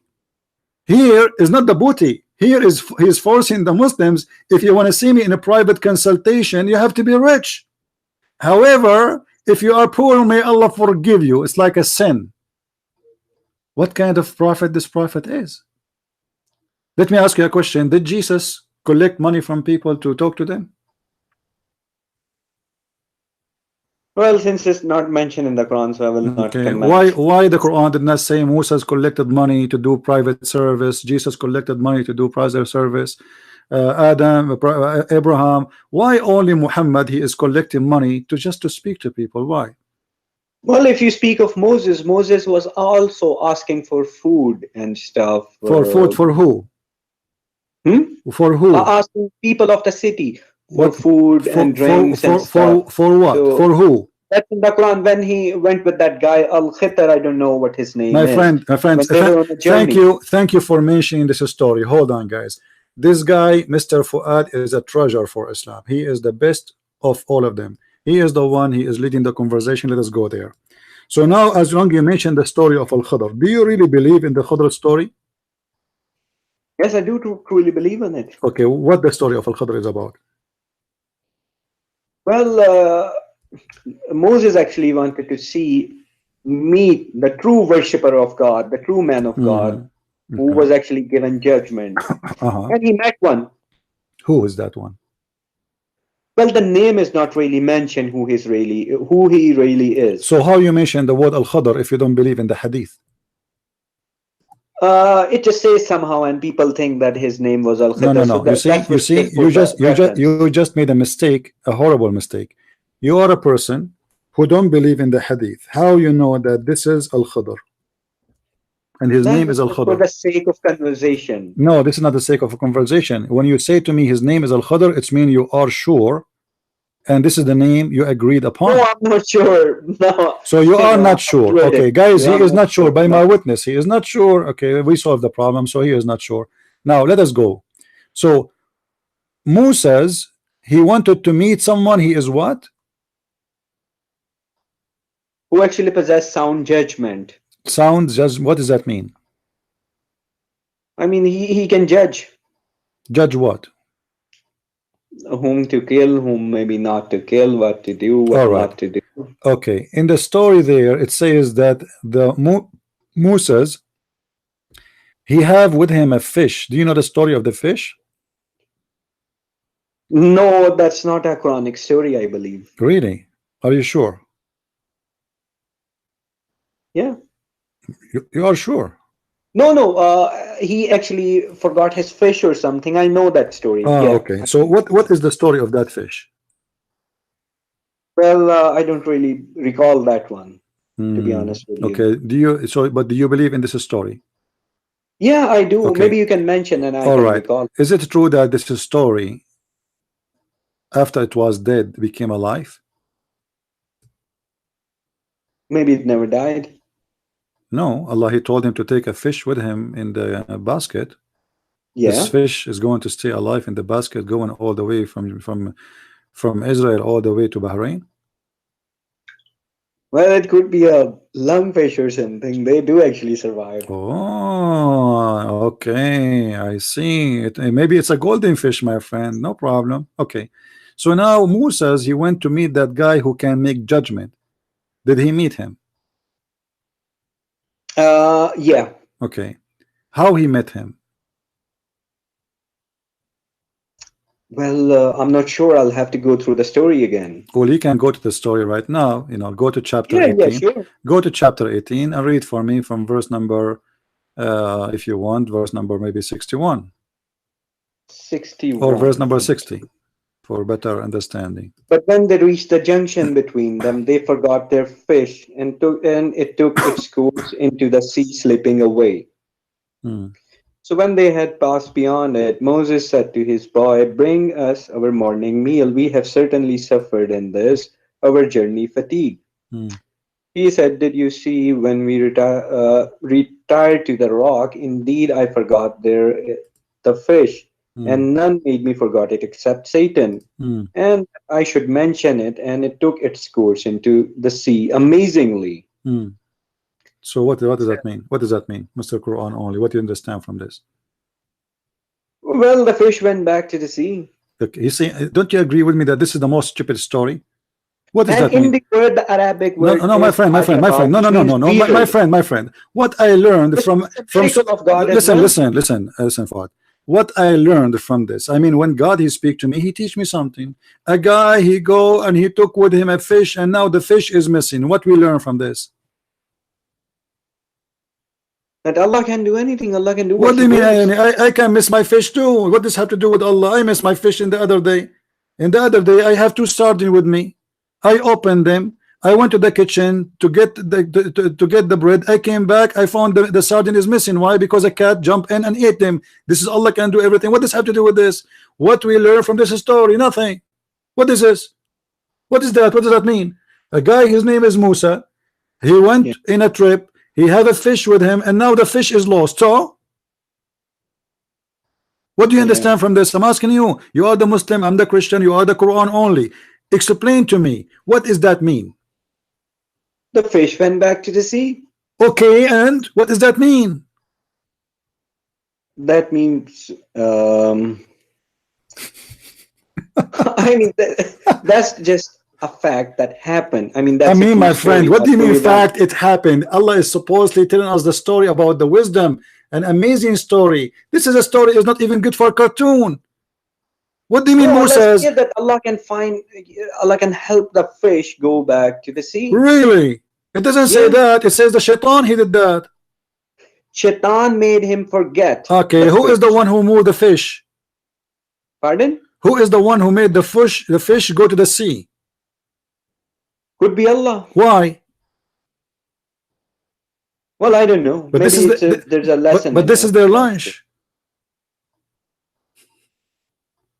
What the purpose of the story? I don't know what the purpose of this verse. So why you are saying to me I am a Quran only? You see, my friend, until now you fail to answer about anything. Each time I ask you something, I said, well, I don't know. You know, Allah saying that I don't know. So you are Quran only, but the Quran, I don't want. I'm not being rude, insulting you. Don't take it this way. Quran for me is a stupid book because the purpose of a story is to tell me something, teach me something. So what we learn from this now? Nothing. Well, that's how he met that guy. What is the duty of this fish? Listen. If I make a story for you, everything should be in the story have a reason to put it in the display, correct? So now what is this fish is about? Well, this fish, I mean, it was something weird that happened. Even Moses said in the end, ajaba. Wow. which means weird. I mean, even Moses was amazed that, this is just weird. I mean, Guys, the fish Moses was never- amazed. Moses was amazed. All right. Listen. So Moses was amazed because the fish is missing. He was not angry because now he have no lunch. Well, how could he be angry? And how he know? anger is not How one of he the know? attributes Listen, of a listen. Muslim. How Moses know that the fish went in the sea? They lost the sea. They lost the fish. They did not see the fish. How they know it went to the sea? Well, he's the only place he could think of. So What do you mean only thing is close? Maybe the cat stole the fish. The thing you thought of is the last thing should be, because the fish is dead. He have it with him in the basket. Read the chapter from the beginning. So he had this fish. He told him to take a fish with him, and you don't tell me that Moses 3,000 years ago he carry a fish with him, and the fish is still alive, going all the way in the desert. And they'll go all the way to Bahrain, and then the fish is missing, and you assume, and the Quran says that the fish went in the sea. Well, how we know that the fish the supposed to is Quran dead? does not say, but the Moses say What do you that mean? the fish went back to the sea. No, the whole story is reported by Allah, my friend. Yes, but these are the words of Moses. Could be true, could So not so be Allah true. is reporting stupid words of Moses. Moses was wrong. Well, Musa was a human. He could make mistakes. So why Allah is saying to us what Moses said for no reason? What we learn from this? He did not correct him. He didn't say Moses was wrong. He didn't say anything. He just told us what Moses said. Okay. So what is the point? Well, you have to read the whole story first. When he We met did read that the whole guy, story. We did read the whole and story. Moses was out of patience as well. So Moses was not really, a perfect guy, you would say. But what the purpose of the fish? I'm trying to understand why the It fish. just explains what sort Why of person why the Moses fish? was. Okay, hold on. You see, as you Moses actually see, thought, fish as you went back to see, the as you sea. see, the fish was a reason for Moses to go back. Right. Okay, how important this fish to come back? Why he went back? Because of the fish is missing. What happened?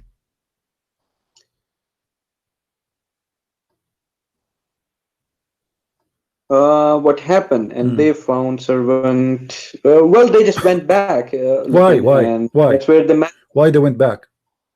Yeah, they went back and they Why? found a But why? servant Why? from among our servants to Why? whom we had given mercy from us. Okay, why they went back? To look for the fish. Amazingly, a guy is crossing the continent in Asia, and now he will go back to look for the fish. How in the world you are a man, a growing man, you believe in this? Fish? So you are saying to me, I'm driving all the way from California, all the way to New York. Hold on. When the fish left, Look, fish hold on, actually hold started on. its journey My back to friend, the sea, and it left my a friend footprint. Fuad, my friend Moses Fuad. was following that. Hold footprint. on. I'm driving from California all the way to New York. Will take about Yeah. 2 days or 3 days driving. Then in Yeah. the middle of the way, I lost my fish. Do you think really I will go back from New York all the way to Wyoming to find the fish? I mean, why the fish is important? Is that a golden fish?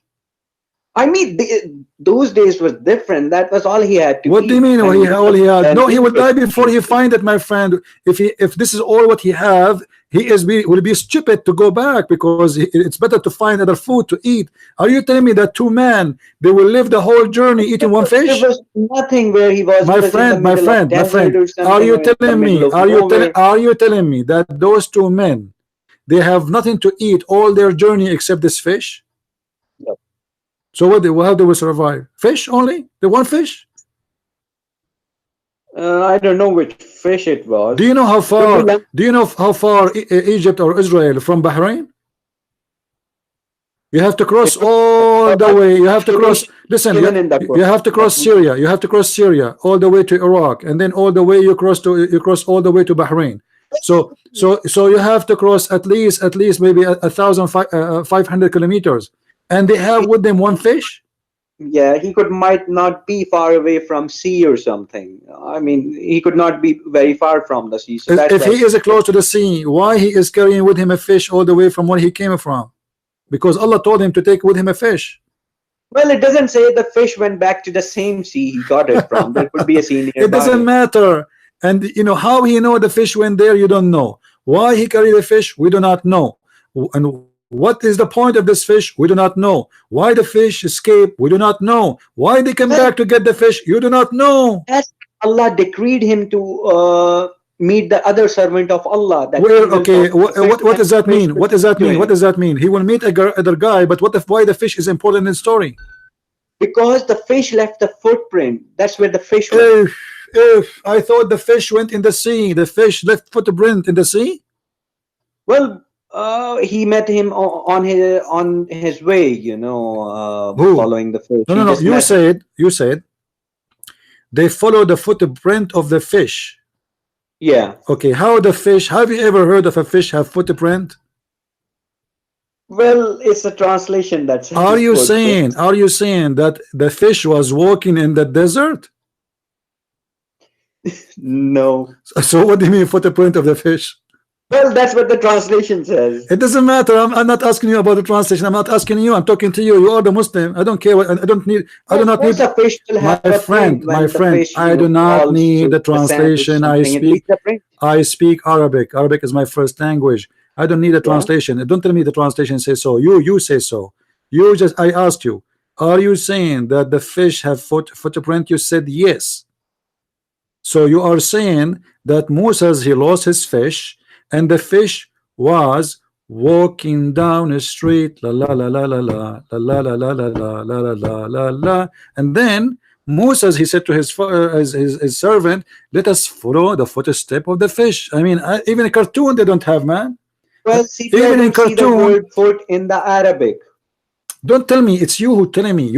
I asked you, you answered me. I'm not explaining the Quran for you. You are the one explaining to me. You are the one who repeated more than twice that this is the footsteps of the fish. I want to know how in the world you as a grown man believe that the fish walking in the street and have footsteps.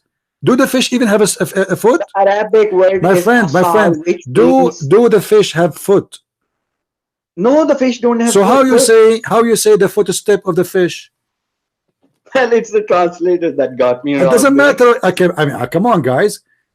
I don't know what's wrong with them. And I was using the same word just for the sake of understanding. All right, You know, all of a sudden you just- you just let us turn move on. on. Let us move on.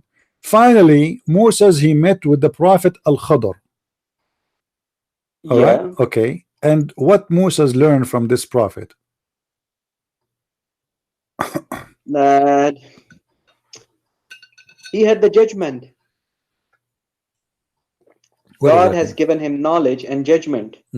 But as you see there, if you go to verse number 74, this Khadr, he met a little boy and he slaughtered him. Yeah, he slaughtered him Why? because he was a kafir and he was burden on his parents. So he actually did his parents a favor. Oh, hold on. Guys, did you hear this? I said to him, he slaughtered a boy. He said he slaughtered him because he's a kafir. So you are saying to me, you as a Muslim, if you are a wise and perfect judge, if you see a boy who is not a Muslim, you will slaughter him. Well, the verse also says he was a burden on his parents. He's a boy, And my Allah friend. Give them something better than what It they doesn't thought. say he is burden. Where it says that, show me. If you show me that, I'm going to commit suicide. Let me just go to that verse. Yeah, go. I mean, a number would be helpful if you can. Yeah, show me where it says burden in his in his family, in his parents. I want to see that. Yeah, just a second. As for the boy, his Mhm. parents were believers, and we feared that he would overburden them.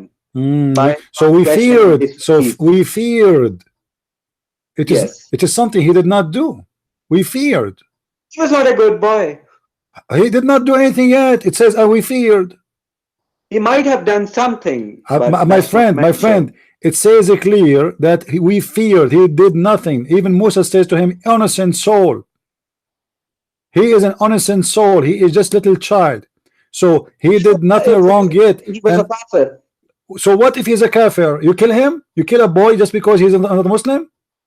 He was overburdening. What overboard? He did not do anything. It says we fear he will do something. He did not do anything yet. Well, he had knowledge, so he was right. What do you mean he's feared, it right? must be true. Okay, let me ask you a question. So this boy, he did not do anything yet. Did he do crime? Did he do? Did he do any crime? Based on the Quran, did he do anything? The Quran speaks of that he was a kafir, and that's it. Where disbelief. actually, you know what, Time. my friend, with my respect to you, I challenge you to show me that he is a kafir. It says that. What is the last verse word in this 1880? It says regarding the child, his father, his parents, or the boy, his parents, they were a believer, and we feared that he will cause them problem of unjust and will become a kafir. So he did not do anything. Just Yeah. transgression. Yeah, but he did not do anything yet. خشينا فخشينا. Do you know what خشينا? Do you know what خشينا? It's mean he is afraid that he will in the future. So he did not means afraid.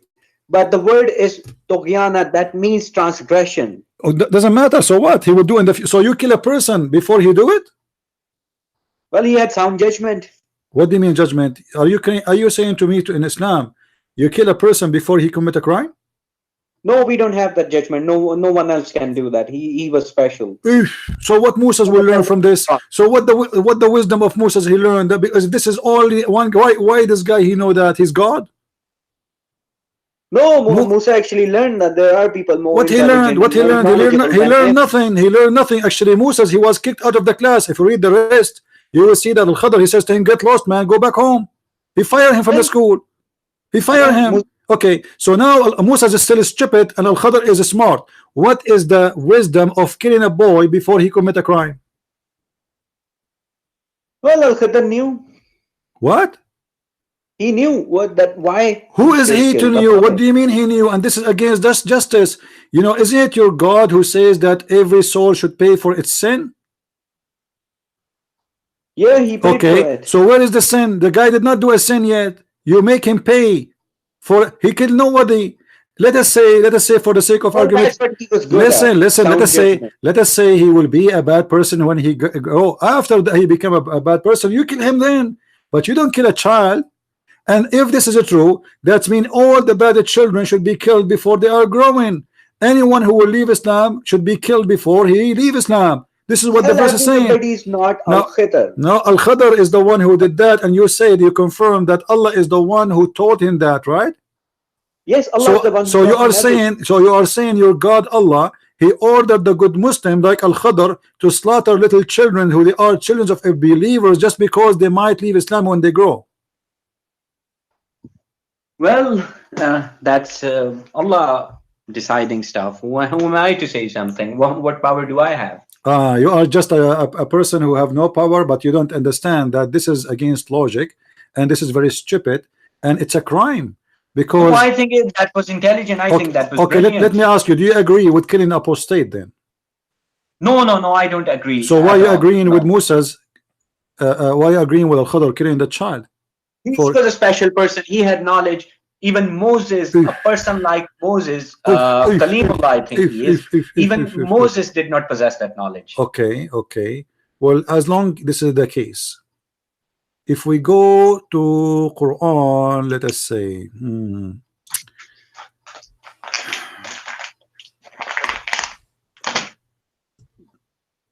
actually, I like this chapter we are reading from. It's very fun. But let us.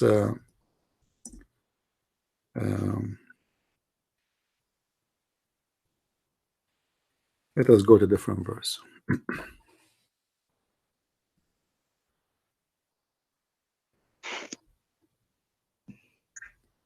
All right. If we go to chapter 9, verse number 73, 74, what this chapter is speaking about? O Prophet, fight against the disbeliever and the hypocrites, and be harsh upon them, and their refuge is hell, and wretched is the destination. They swear by Allah that they did not say anything against the Prophet while they had said the words of disbelief and disbelieved after their Islam, and planned that which they were not to attain, and they were not resentful except that Allah and His Messenger has enriched them of His bounty. So if they repent, it is better for them. If they turn away, Allah will punish them with a painful punishment in this world and the hereafter. And All right. there will not be for them on earth any So protector or helper. give me the solution of this. What the chapter is talking about? What do you understand based on your Quran It only? speaks of ex-Muslims that if they leave Islam, their affair is with Allah. Allah will punish them in both worlds. This is what it says. Allah will punish them, or it says we should kill them. I don't see, anything that we should kill them. What do you mean you don't see? Where does it say we should kill them? Well, it says, if you read verse number 73, it says to go and fight the unbelievers and the hypocrites. So who is the unbelievers and who is the hypocrites?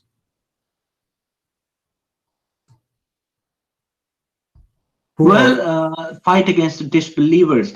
It says already disbeliever. It says, hold on. The word is not qatilu or something. It says, no, it says, you see the Muslim when they translate, they always fabricate, and the translation is false. This is why you yourself, you don't want to accept any translation.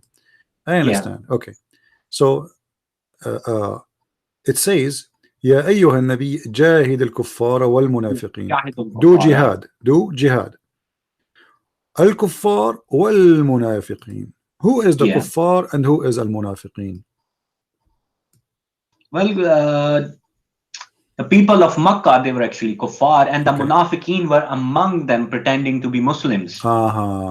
So here, the Muslim, they say to us that there is nowhere in the Quran it says kill apostate. But this verse, no, it doesn't say anywhere kill an apostate. You just said do jihad against the kuffar and those who claim to be Muslims. Jihad means strive against them. The word is not qatilu. My friend, no, it says no, it says وَأَغْلِظْ, which means be harsh on the punishment on them. Be harsh. Jihad mean to kill them. And then he says, listen. And then I would have used precise word qatilu. Okay, let me ask you a question. Where you get that the word jihad meaning? Where the word jihad meaning coming from? What the word jihad meaning? Jihad means strive. What does that strive mean? Striving against some propaganda. How you strive? In this case, we have kuffar. Okay, says, how your prophet strive against the people of Mecca? What he did? By preaching the Quran. Huh? By preaching the Quran. So he did not fight them. He did not launch an attack on them. Story. When he fought them, Allah said, "Qatilu."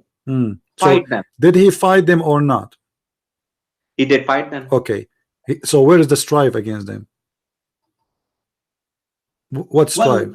You said it's strive. Strive is the preaching of the Quran, the reciting of the Quran. My friend, I want you to be honest with me. Do you really believe in what you just said? That the word jihad does not mean go and fight them? No, I don't believe that. But you can say in a sense that. Okay. But so he did fight them and he killed them. And you just confirm in the other verse that the Prophet Al-Khudr, he killed the child because he's going to be a kafir. So you Muslims allowed, if you have knowledge that a child, he is going to be a kafir when he grow up, you are allowed to slaughter him. Knowledge that guy was a special guy. What is special? This is a rule of God. You got no. Hold on. Allah, he sent Moses to learn from Al-Khudr. So Al-Khudr is a teacher for the Muslims, an example. And Al-Khudr, when he killed the child, he was not wrong. Do you agree? Al-Khidr is an unknown personality. He just wanted to meet us. It doesn't matter. This is not the question. This is not the question. Al-Khidr, he killed the child just because he feared when he grew up he will be a kafir, and you agreed with that. So now Al-Khidr was right according to you. He did the right thing. You did not say I condemn what he did. No, you said I agree with it. So now all what you need to kill children is to have the knowledge of Al-Khidr. Then you will kill every child. The next Goliath or something. So he saved people. Who saved who? He saved the people, his parents as well as the people. The boy could have become my friend. If I am a Christian and my son, he wanna be a Muslim, you are saving the parents by killing the child from why? Why would you kill the child? Because you don't have that same knowledge. You're not a servant of Allah. So that's what I'm saying. So what I'm saying, you are saying if you Muslims have a knowledge who is going to be when he grows. By the way, the verse anywhere it says that guy was a human being. Who is a human being? Al-Khidr. Where it says, it says, yeah, who cares if he's a, Anyway, who he cares? could be something non-human. Could be. Could be an angel. Maybe he is not a human. All right. Okay. Now let me ask you then, Al-Khidr, is he Gilgamesh? Pardon? Do you know the story of Gilgamesh? No, I don't think I recall that story. Okay, it's a guy who was looking for the fountain of youth, Right. and he took with him a fish. And when he arrived to the fountain of youth, he did not notice that this is the fountain of youth. He wanted to wash his fish with the water, and the second the fish touched the water, the fish came back to life, and this is how he learned that this is the fountain of youth, and this is Al-Khidr. This is where your prophet, he got his story from a fiction, stupid story, not even good for kids, because the whole story is Well, about that story could be called Al-Khidr. Do you know what Khidr mean in Arabic? story. Do you know what Khidr mean in Arabic? No, I don't know. Green. Do you know why he was called the green? No, I don't know. Any place he sat in, it turned green, even dead grass. Why? Because he drank from the fountain of youth. Well, that's another interpretation. He could be an angel. No, I can even show it to you from There is no Islamic concept interpretation. of fountain of Okay. youth in the Quran. Let me ask you. Shall die. Okay, he can be an angel. He can be an angel. Could be. Do could be something angels else. do angels knows the It okay? do. Hold on. Do angels know the unseen? No, angels do not know, but if they are in contact with Allah, of course Allah helps them out with the knowledge. Okay, let me ask you then. When Allah he wanted to create Adam, the angels they said to him, "Are you going to create someone he will do mischievement?" They were talking about who? Adam. How they know he would do mischievement? Well, to be honest with you, there are two understanding for that verses. One is it could be Satan, and the most correct one is that person is Adam. He will shed blood on. So how they know he will do mischievement? Well, they just assumed, and later on they corrected themselves that we were not correct. How they are Allah not said, correct? "I will not test you, that you do not know what I know." How they are not correct? And Adam was kicked out of the heaven. They were right. Adam was not a good guy. He was kicked out. Well, it was always the plan of Allah. But you just said they corrected themselves later. Allah should correct himself because the one who was wrong is Allah. Allah, he told them, they told Allah, how you want to create someone to inherit the earth to do mischievement. Allah said to them, I know what you know not, which means you are wrong, and you are the one who agreed that they are wrong. But all of us we knew that it is the opposite. The angels were right, but and all Adam them are servants of Allah. Well, let me ask you a question. Adam was kicked out of heaven because he was a good boy or a bad boy? He made a mistake. Does that mean? Give me an answer. Does that mean he's a good boy or a bad boy? Well, that means he was a bad boy. All right. So the angels were right and Allah was wrong. So how you believe in such a book? What? No, Allah was not wrong. He was wrong because okay, hold on. They told him that he would do mischievement. You said that Allah don't agree with them. He said to them, they actually meant by mischief the evil humans. He did all of Allah will extract believers from them. So why then, if he is not evil and he will do evil, why he kick him out of heaven? Well, only Allah has that answer. If you are a good guy, you will be kicked out of heaven. If you are not going to do evil, your place then is in heaven. Heaven is for a place who do no evil. Evil is for a place for the earth is for a place for people who do evil. This is why we are on earth. Has not done any evil. Okay, let me ask you a question. All right, hold on. He did no evil, but we kick him out of heaven. I mean, what is justice? Come on, evil. He did disobey Allah. This is evil according to Islam. So don't fool yourself. If you disobey Allah, this is evil. Will take you to hell. Do you agree? Yeah. Okay. So don't say he did not do evil. Now look what happened. Allah, he wanted to convince the angels that they are wrong. What Allah did? Allah, he brought Adam. And he taught Adam all the names. Read with me carefully. Names of the angels. All right. He taught the Adam all the names, and then he told the angels, tell me the names of those things. Angels, they said to him, we cannot tell you what those names mean. We have no knowledge. What is the purpose of this? Tell them all the names and tell us all the names. What Allah is trying to accomplish? That the humans, they can learn names and they can name things. No. What they have learned. The They have question memory. is not to Adam, my friend. You know, Yeah. there's birds, they can learn names too. I mean, don't fool yourself. Do you see this bird in the screen? This bird is very well The known. birds are not as intelligent All as right. humans. There's birds who repeat names and doesn't mean they are a big deal. I mean, so what mean you know read names? Allah, he taught Adam all the names, and the purpose is he examined the angels. So he said to them, tell me the names of those things if you claim that you know. You claim to know, huh? Okay, tell me the names of those things. Read with me carefully. Yeah. Allah and he taught Adam all the names. I'm reading for you from chapter 2 verse number 31.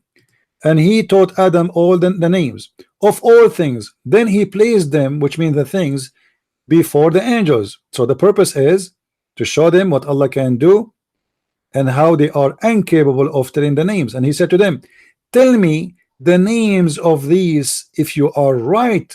So what the purpose of saying or making this quiz of names is, if you are right about Adam, here we go. I taught Adam the names of all those things.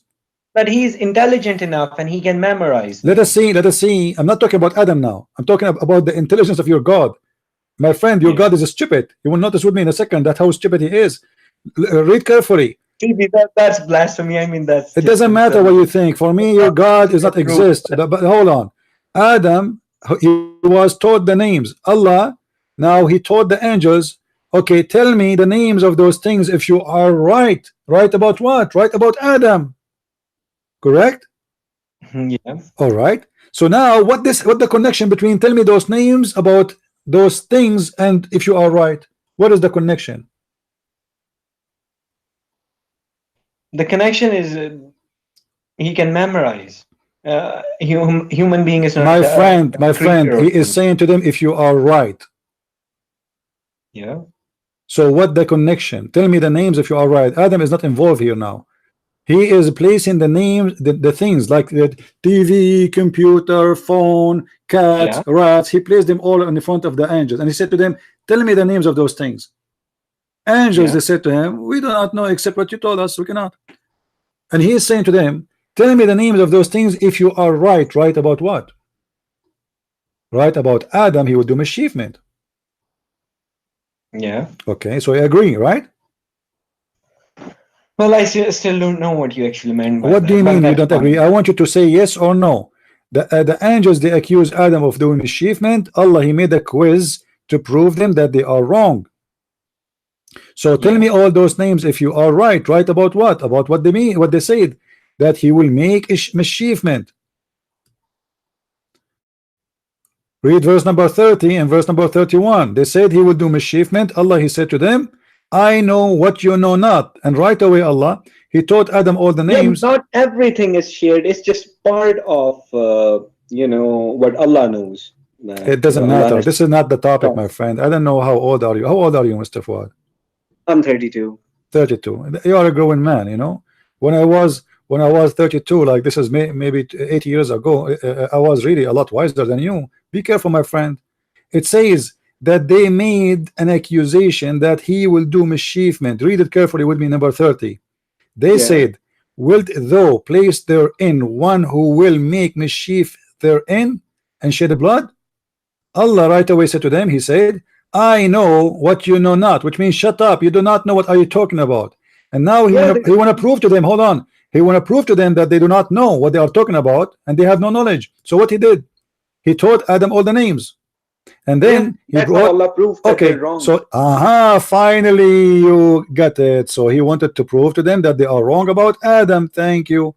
Now when I say to you, I named all those things and I gave them names, and then I ask you, okay, tell me the names of those things. Is that will prove that I'm God?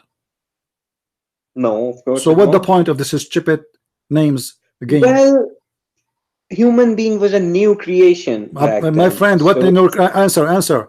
I have a cat. Her name is Susu. I ask you, you are an angel. What is the name of my cat? You tell me I do not know, and then I say to you, her name is Susu. Is that a proof that I am God? Of course not. So what the point of this? This is stupid. Allah, he did the same. Allah, he did the same. Listen, listen. Who is the one? Who is the one who gave it? Listen, listen. The creation of Allah. My friend. No, we are talking about the names. Forget about the creation. I'm talking about the names.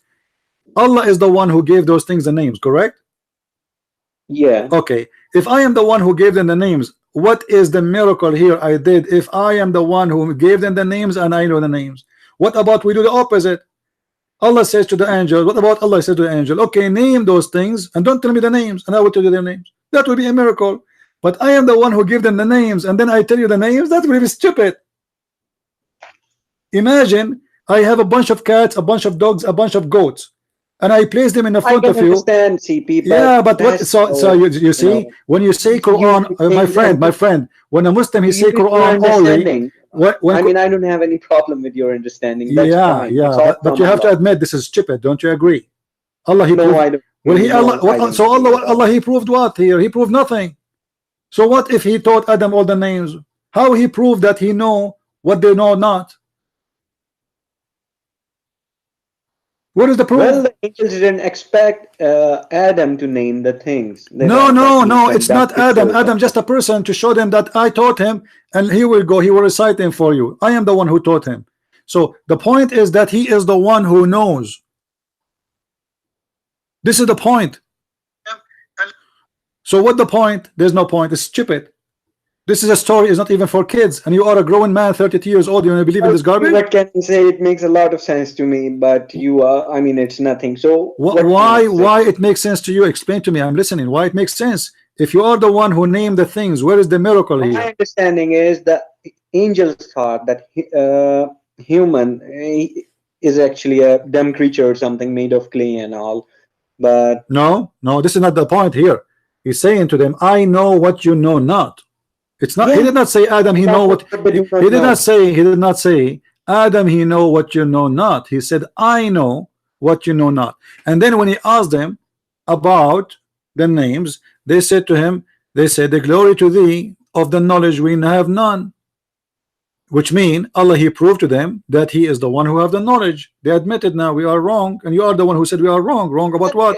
Wrong about Adam. So the whole process here to prove them wrong, but this is not prove them wrong. This is prove them right, because Adam did mischievement. Adam was kicked out of heaven, and knowing the names by Allah is a stupid thing, because he is the one who gave the names for those things, and Allah is just playing a stupid game. It's not good even for children. Well, CP, that's your understanding. All right, you know, so, I'm going to switch. I'm going to switch. I'm going. I don't believe that. Fuad, I'm going to switch the conversation. Yeah, sure. I don't want to investigate you no more. I want you to prove to me that the Quran is the book of God. That's a very good question. The answer I have for this is reflect on the verses of Quran. If you find them that it's from Allah and it has no contradiction, then it's fine, it's from Allah. If you find mistakes, then what can I do? Because Allah says in the Quran, Allah will mislead the disbelievers with this Quran. Allah will increase them in error. Guys, did you hear it? Did you hear it? Allah will mislead the disbelievers. If we go in the Quran, chapter 4, verse number 88, it says, وَمَنْ يُضْلِلُ اللَّهَ فَلَنْ تَجِدَ لَهُ سَبِيلًا. And the one who Allah deceive, nobody can guide. And we just heard our friend here, Mr. Fuad, saying, well, obviously, Allah, he will mislead the unbelievers by the Quran. So this Quran is not to guide you. This Quran is to mislead you. This is the book of the devil. Not for everybody. That's why Allah says. No. You said. Everybody heard you. Fuad. Everybody heard you saying, Allah will mislead the disbeliever. Correct? Yes. Okay. That's correct. So, but when the Quran came, there was no believer except Muhammad. Yeah. So Allah, he will mislead the disbelievers, all of them, which mean all the Muslims, which mean all of you, because at that time there was zero Muslim when he said that. So Allah will mislead all the disbelievers, but the only believer at that time, it was Muhammad. You can say that. So Muhammad is the first to deceive. No, Muhammad was a Muslim. He submitted. No, He Muhammad believed was in not the a Muslim, my Quran friend. alone. Those who believe in the Muhammad, Hadith were not Muhammad, Muslims, they're oh, hold mushrikeen. on. Muhammad was not a Muslim. Read with me carefully. You know? Yeah. Yeah.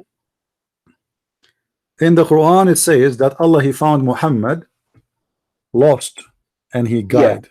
He was lost. Okay, what does that I mean? know that verse. What does Allah that mean? made him self-sufficient as well. What does that mean? He was dalan. Muhammad was lost. He was an orphan and lost. Allah guided him. Orphan doesn't make you lost, my friend. Orphan is, you are just an orphan. He was an orphan and also lost. Lost And also, which means in a lost religious in sense, lost he in was which lost. way? Lost in which way?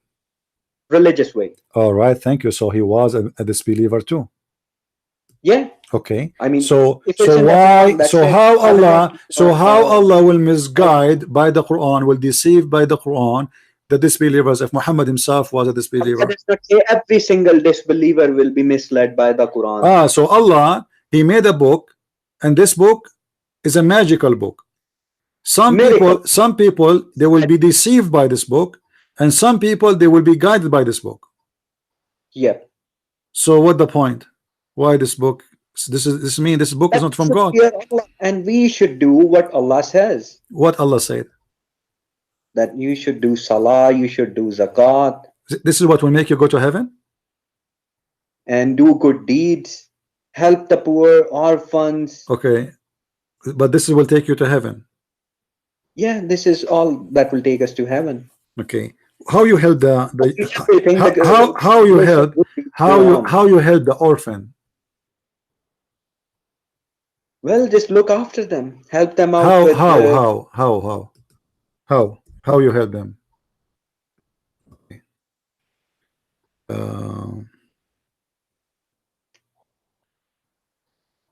Well, you have to look after them. That's how. How?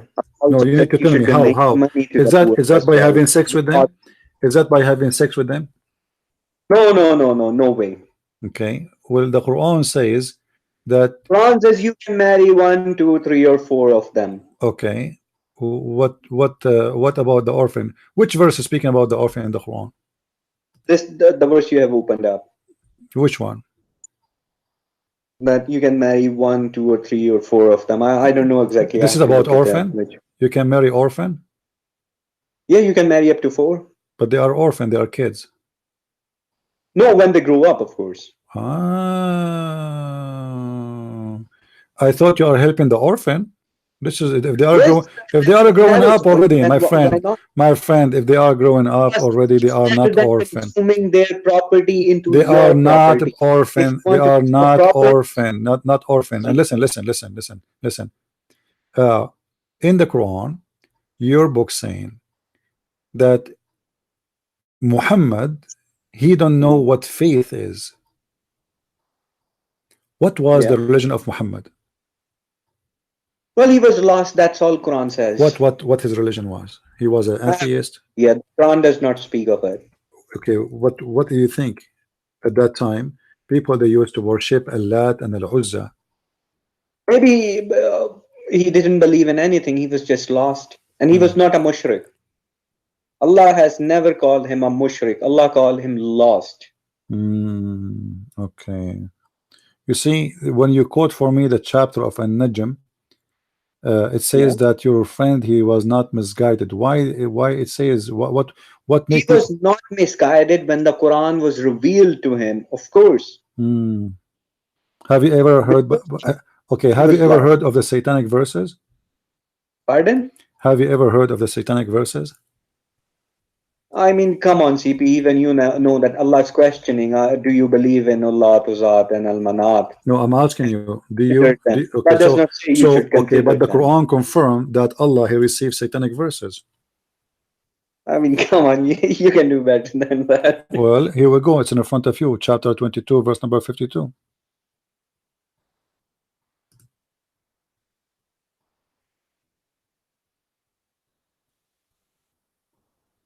What do you say? Well, yeah, Allah speaks of that Satan throws in it. Okay, a second ago you laughed and you said you can do better than that, but it's true. So Allah, he is confirming that your prophet he received satanic verses. Why you said to me This you can do is better not than that? about Prophet Muhammad. This is about who? This is about prophets that Satan did actually confuse them. But the prophet, the message of But it Prophet says, Muhammad, but no, this is a special, message sent, delivered the my Quran, friend, this message the was Quran code sent. cannot change, cannot This be is a tampered with. message sent to your prophet, speaking to your prophet, and it says speaking about the future, not about the past. But Allah will cancel anything. Will, you know what will mean? So this is about something happened in the time of Muhammad life, and Allah will cancel anything that shaitan is throw Because there in. is another verse that speaks of Prophet Muhammad almost invented a lie about Allah because he was manipulated by the people. But then Allah says, "It was I who strengthened you. If I have not strengthened you, Okay, hold on. I would have punished you double."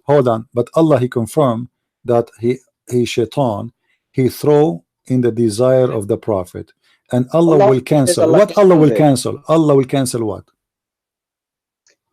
Whatever Satan throws in it. So how we know what shaitan he threw in? What he threw in? You have to believe in God here. You have to trust God. No. Allah will cancel. How we will know now what is cancelled and what is not? Well, whatever Satan has thrown is being cancelled. Well, because how we know that this verse itself is not coming from shaitan? Let us say, listen. If shaitan he was able to give Muhammad satanic verses, and your God confirming that shaitan he can do that to all the prophets, not only Muhammad, all his prophets, and you are the one who said that. So now, if the shaitan can make the prophet say verses coming from shaitan as if they are Quran, how we know that this verse itself is not from the shaitan himself? Not the verse Satan throws in a verse something, but the Quranic code is different. It cannot be tampered with. How? Muhammad he did not even notice.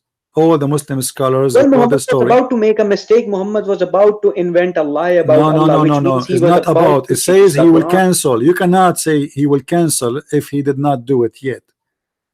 Cancel what? Cancel something never happened?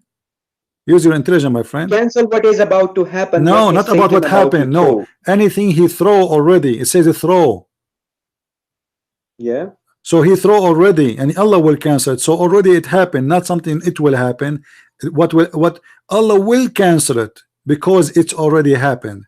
Yes, so now, how we we know that this verse itself is not coming from shaitan?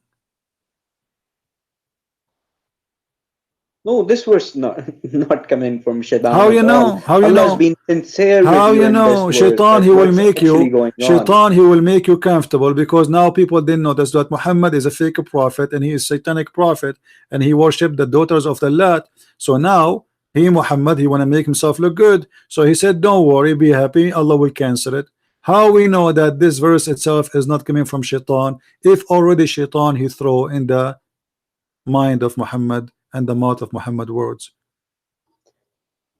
Well, Allah has strengthened him. How we know that this is Allah? Maybe this is shaitan. Shaitan already, the Quran, this verse confirm that shaitan already throw verses in Muhammad's mouth. And let me show you something. Allah in the Quran in different verse says that Allah will cause you to forget the Quran. Do you agree with that? Why? Well, if Muhammad had started issuing teachings on his own. What his own? What his own? I mean, he's not teaching the Quran. He's just making up verses. Then, of course, Allah will stop the revelation. Okay, so you are saying that those verses which is made up by Muhammad, Allah will make you forget them? Sorry, I don't get your question. You are saying that Allah will cancel those verses now. Are you saying that those verses... Allah will not cancel the verses, but whatever Satan throws could be words in the verses. Listen carefully, my friend. Listen carefully. Yeah. Chapter 2, verse number 106. Allah saying... 106. Yeah. Allah saying supposedly, none of our revelation do we abrogate or cause to be forgotten, but we substitute something better or similar. Why Allah will make you forget the Quran? Well, Allah does not say in this verse that Allah will make you forget. Ma means no, nansakh means Allah does not cause a verse to be abrogated. So Allah never caused Mansukh. any. So Allah never never abrogated the verse. Are you saying? No. Okay, but there is verses in the Quran saying you cannot marry from the Christians. You can. You cannot marry from the Christians, and there's verses saying you can marry from the Christians. Ahlul Kitab. Yeah, and there's verses you cannot marry from the Christians. So if Allah, Which verse? if there is no abrogation, then you know. This part of abrogation are you is a lie. okay? Hold on. I want to get you right. Hold on, Fuad, I want to get you right. Are you saying there's no abrogation in Islam, or there's abrogation? There is no abrogation in Quran. I don't know about Islam. I don't know which Islam you're talking about. Okay. Let us see.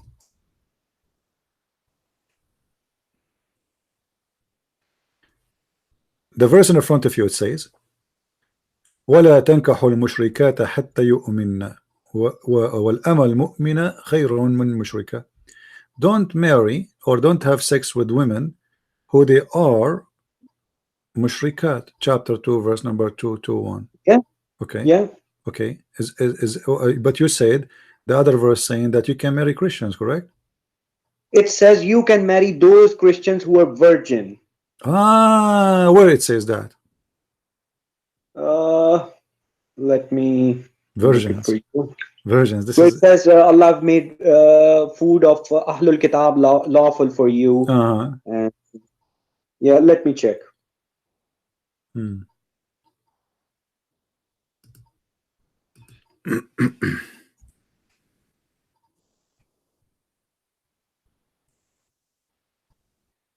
And it says there you can marry the virgins. It says it's chapter 5, verse number 5. Okay. And it says there that you can marry the virgins of them. This what you should read for me. Let me see. I look like I am. I want to learn from you.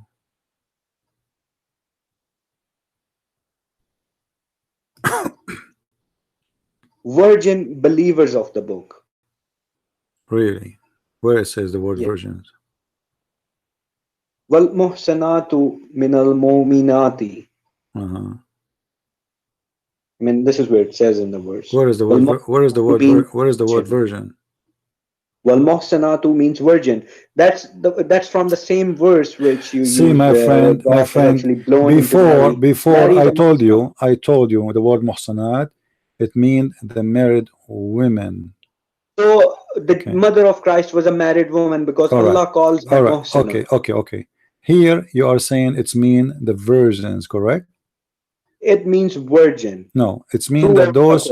No, in the muhsanat, it's simply the word mean that those who protect themselves, they guard themselves, which means they are not women. Guard themselves. You can say. Of course, but it not means virgin. But not virgin. No, not okay, it can be a virgin, but have nothing to do with virgin. However, listen, it's forbidden for you in this verse in the front of us to marry from non-believers. Do you agree? Chapter 2, verse number 22. Mushrikeen, it says mushrikeen. Yes, mushrikeen is not the Christian. Allah has nowhere in the Quran said Christians are mushrikeen. Are you sure? Yeah. So what worshiping Jesus with God mean? Are they mushrikeen or not? Those who believe I am one of three is a kafir. They have done kufr. So what mushrik mean?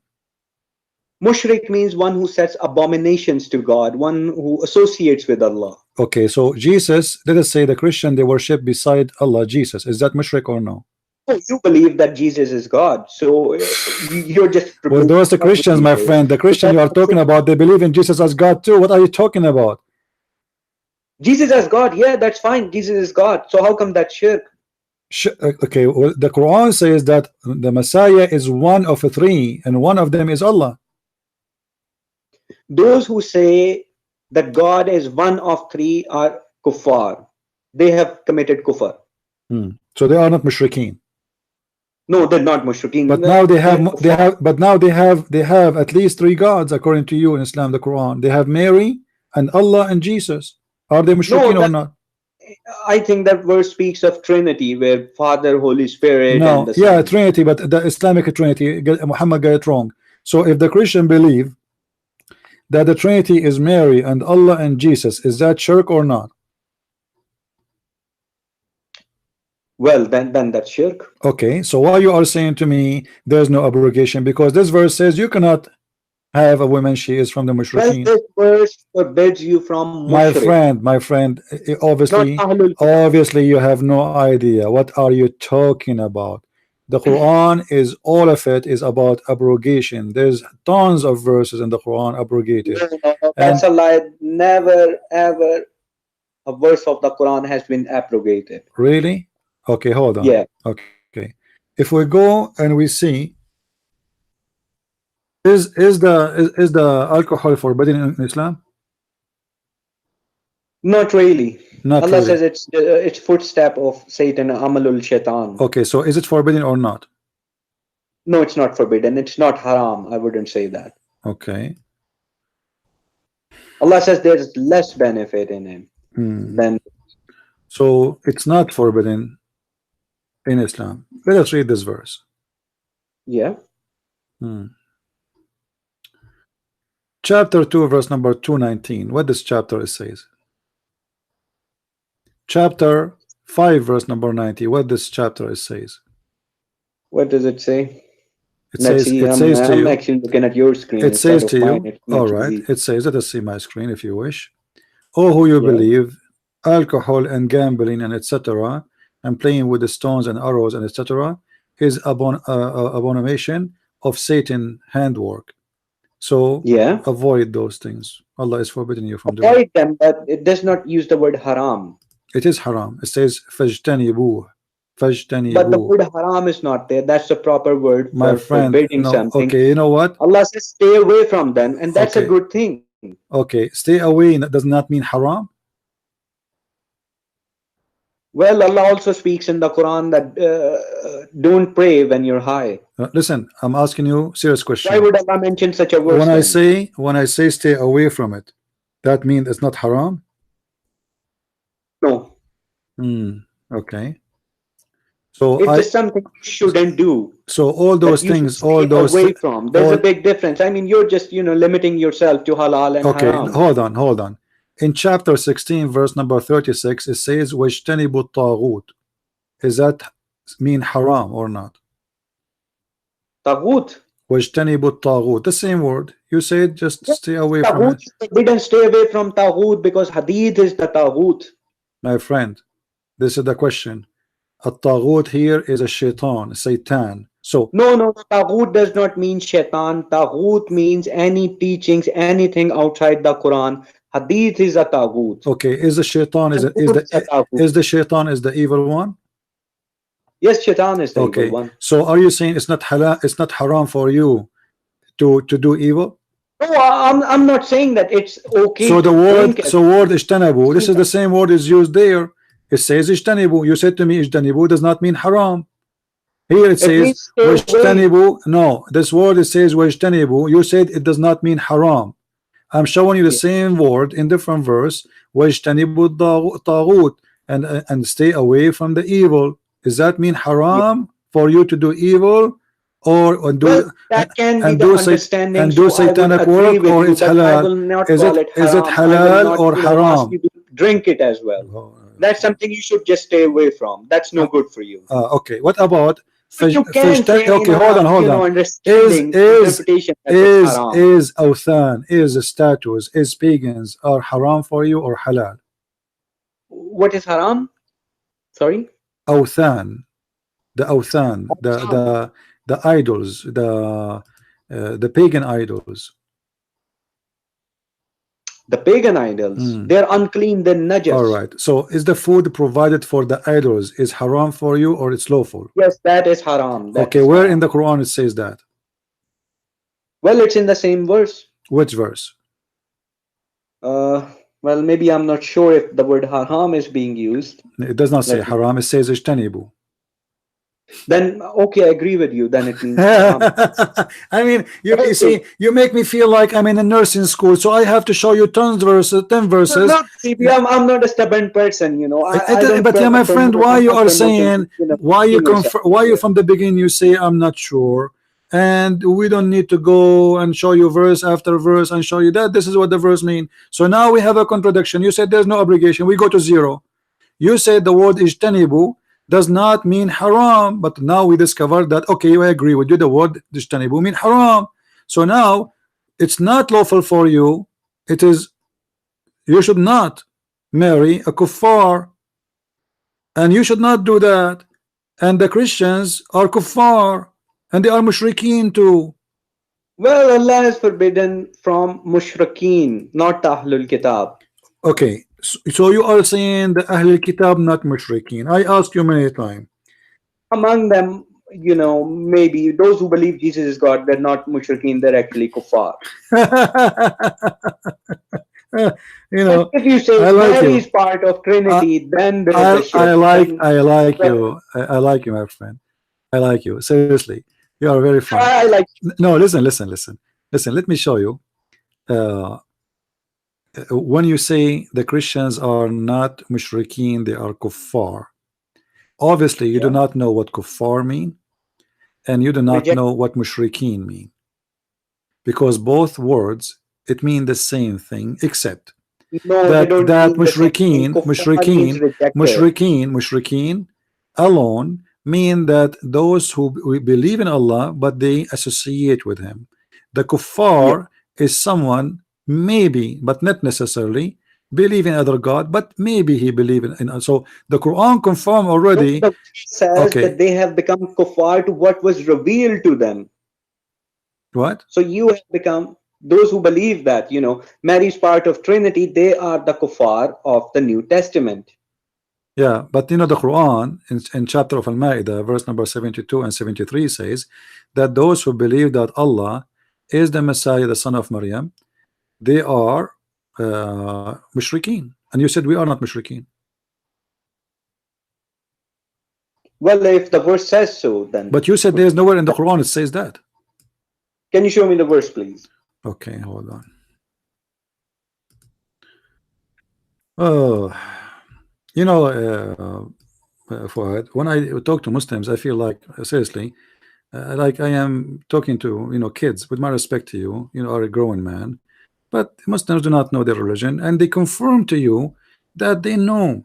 And this is what always killing me. Like, I know there's no verse in the Quran that says that. There's no, you know. Okay, No, that's why I have asked you rather than, you know, my friend, you are the Muslim here. Supposedly, you are the Muslim, not me. It's a shame. I'm a human being. I can make doesn't mistakes. matter. I am a human being too. I'm not. You know. Anyway, let us go to Al-Ma'idah. Hold on. Where is?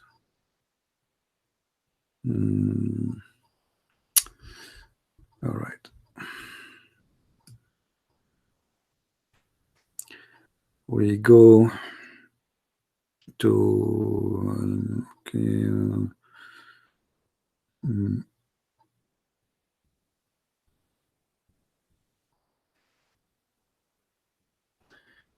All right.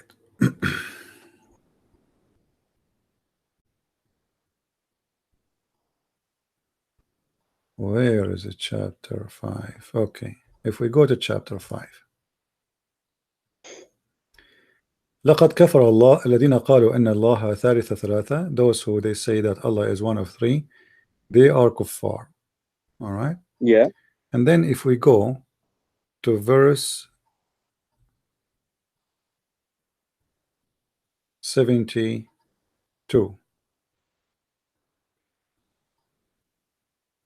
Here we go. لقد كفر الذين قالوا إن الله هو المسيح ابن مريم وقال المسيح يا بني إسرائيل. All right. Let me mute you for a second. Okay. Are you back?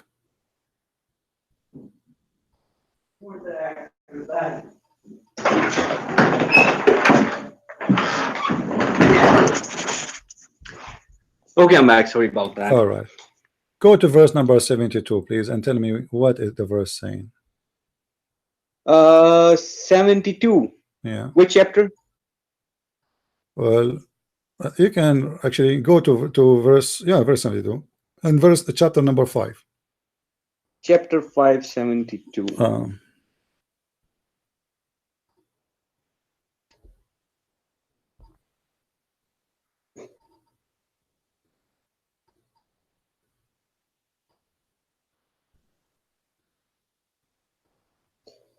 Yeah, I do agree with you. It does speak of different bands of Christians. Some are mushrik, No, there's not some. and This is all of them. They are mushrik according to Islam, and they are kuffar. So not only this, actually, there's many more verses. If you go to chapter 9, verse number 31, it says the same. It says that those who worship their monks and rabbis instead of worshiping Allah and the Messiah, blah blah blah, and then it says, like they are mushrikeen. So you are just ignoring many verses in the Quran, and you believe that you are the one who knows, but in fact this is not true. So now we go back to zero. This is a contradiction. If you don't believe in abrogation, that means there's a contradiction in the Quran. For the Quran says no, that's totally wrong. The abrogation, there's no abrogation in the Quran. So how you cannot marry a believer, but you can marry a believer and a non-believer? How you can one verse says you cannot marry an unbeliever? Huh? Well, you cannot marry such a Christian. The Christian who believes in the Bible and who believes. We believe in Jesus as God.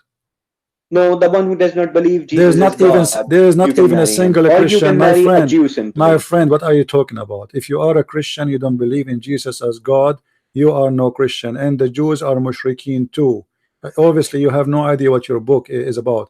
Don't you know that the Jews believe that they have a son of God too? They have given that ideology up, so they're not mushriks anymore. Who is that? What do you mean not Muslims mushrik anymore? The Jews. Where they are not mushrik anymore? What do you mean? They don't believe that Uzair is the son of God anymore. No, they don't believe in the beginning, and they don't believe now, because this is a fabrication of Muhammad. They used to believe that nobody believes.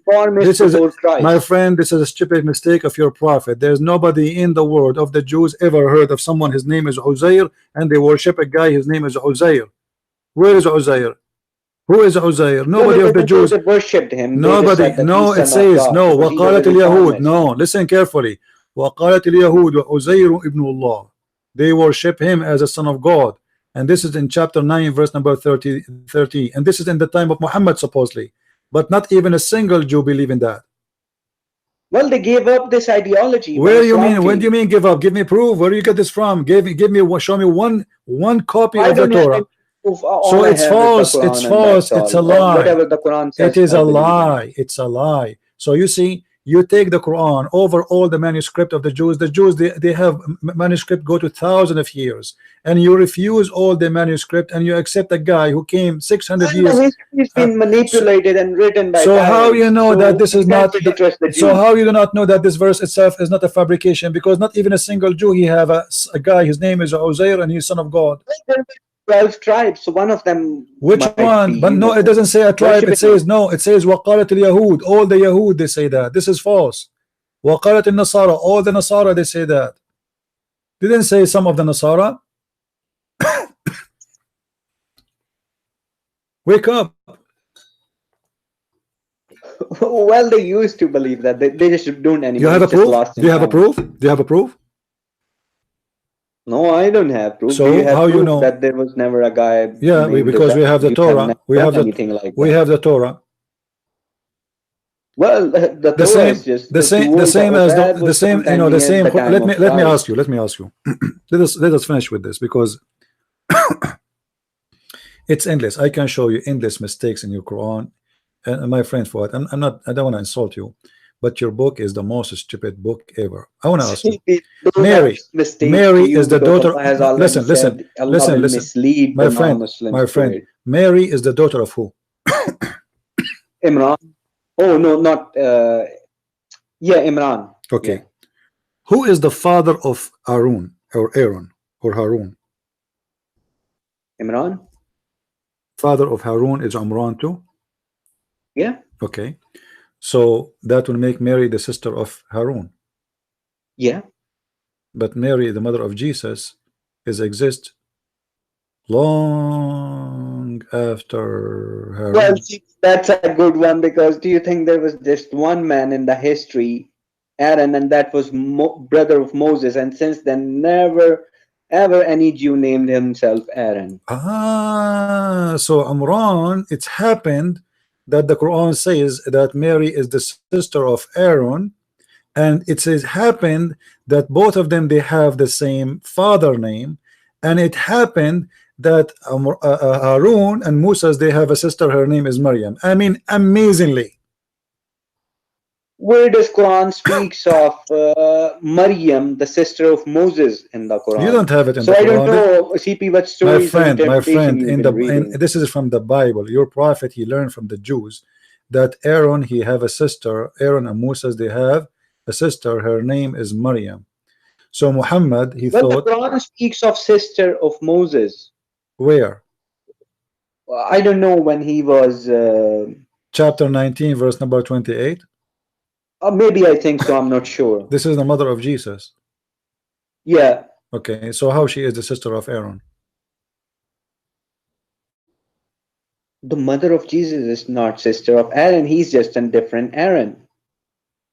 So you are saying here the Quran saying that Aaron is the uncle of Jesus, but this is not the same as Moses' brother? No. How? What is your proof? I mean, they're just two people with the same name. My friend, the Quran will not mention a name if it's not known. Harun is already mentioned in the Quran as a prophet of God. He is the brother of Moses. So if you want to say to somebody the sister of etc., then you have to introduce to us that person before you introduce the sister. Well, Allah has not You see, my friend, if I say this is the sister of Fuad, then people, they will know that first we know Fuad, right? It doesn't make sense to say this is the sister of Fuad. If people do not know who's Fuad, they will ask me who's Fuad. That's even more funny.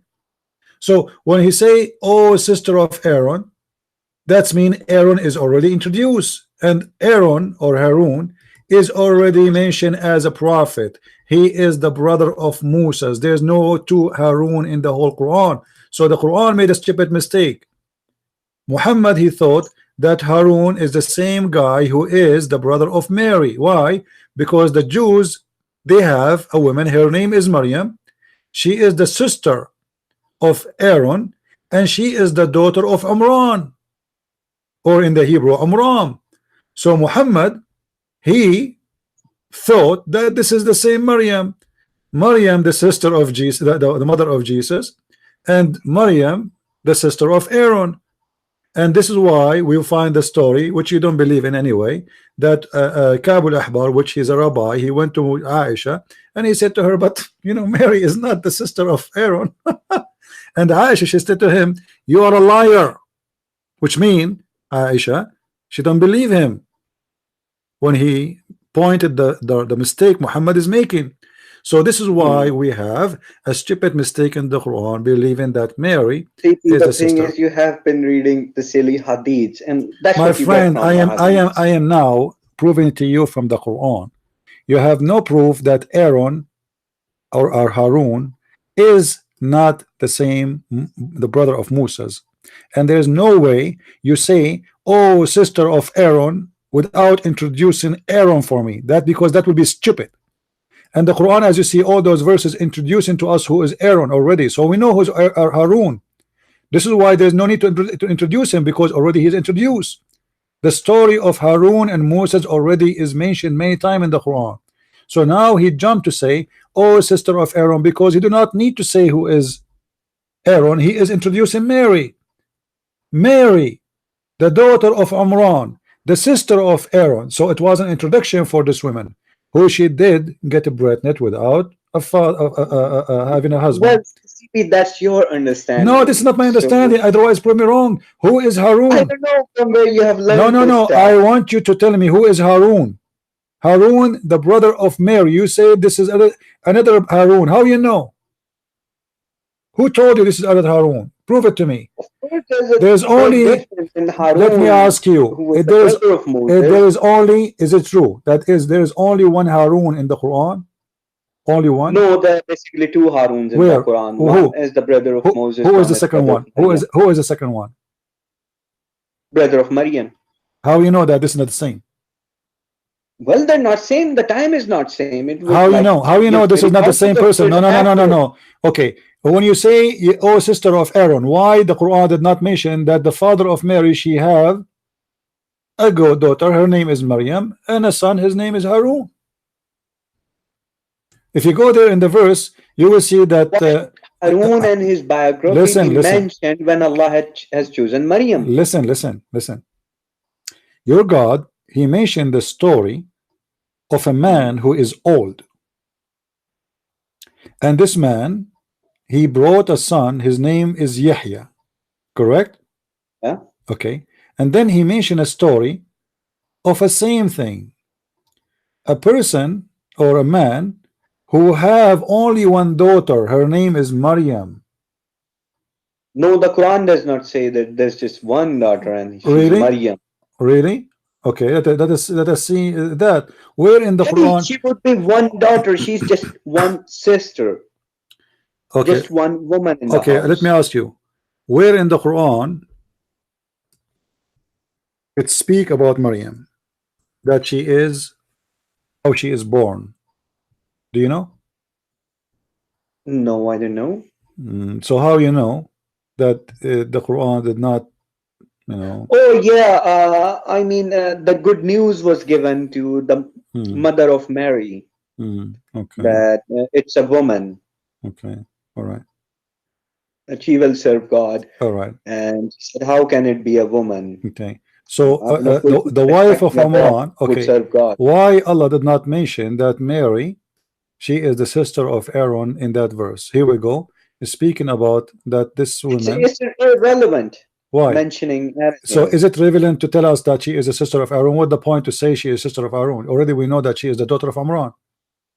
We can say daughter of Amran. Maybe Harun is her younger brother or something. Why? Okay, why you are mentioning his name anyway? What the point if there is no point?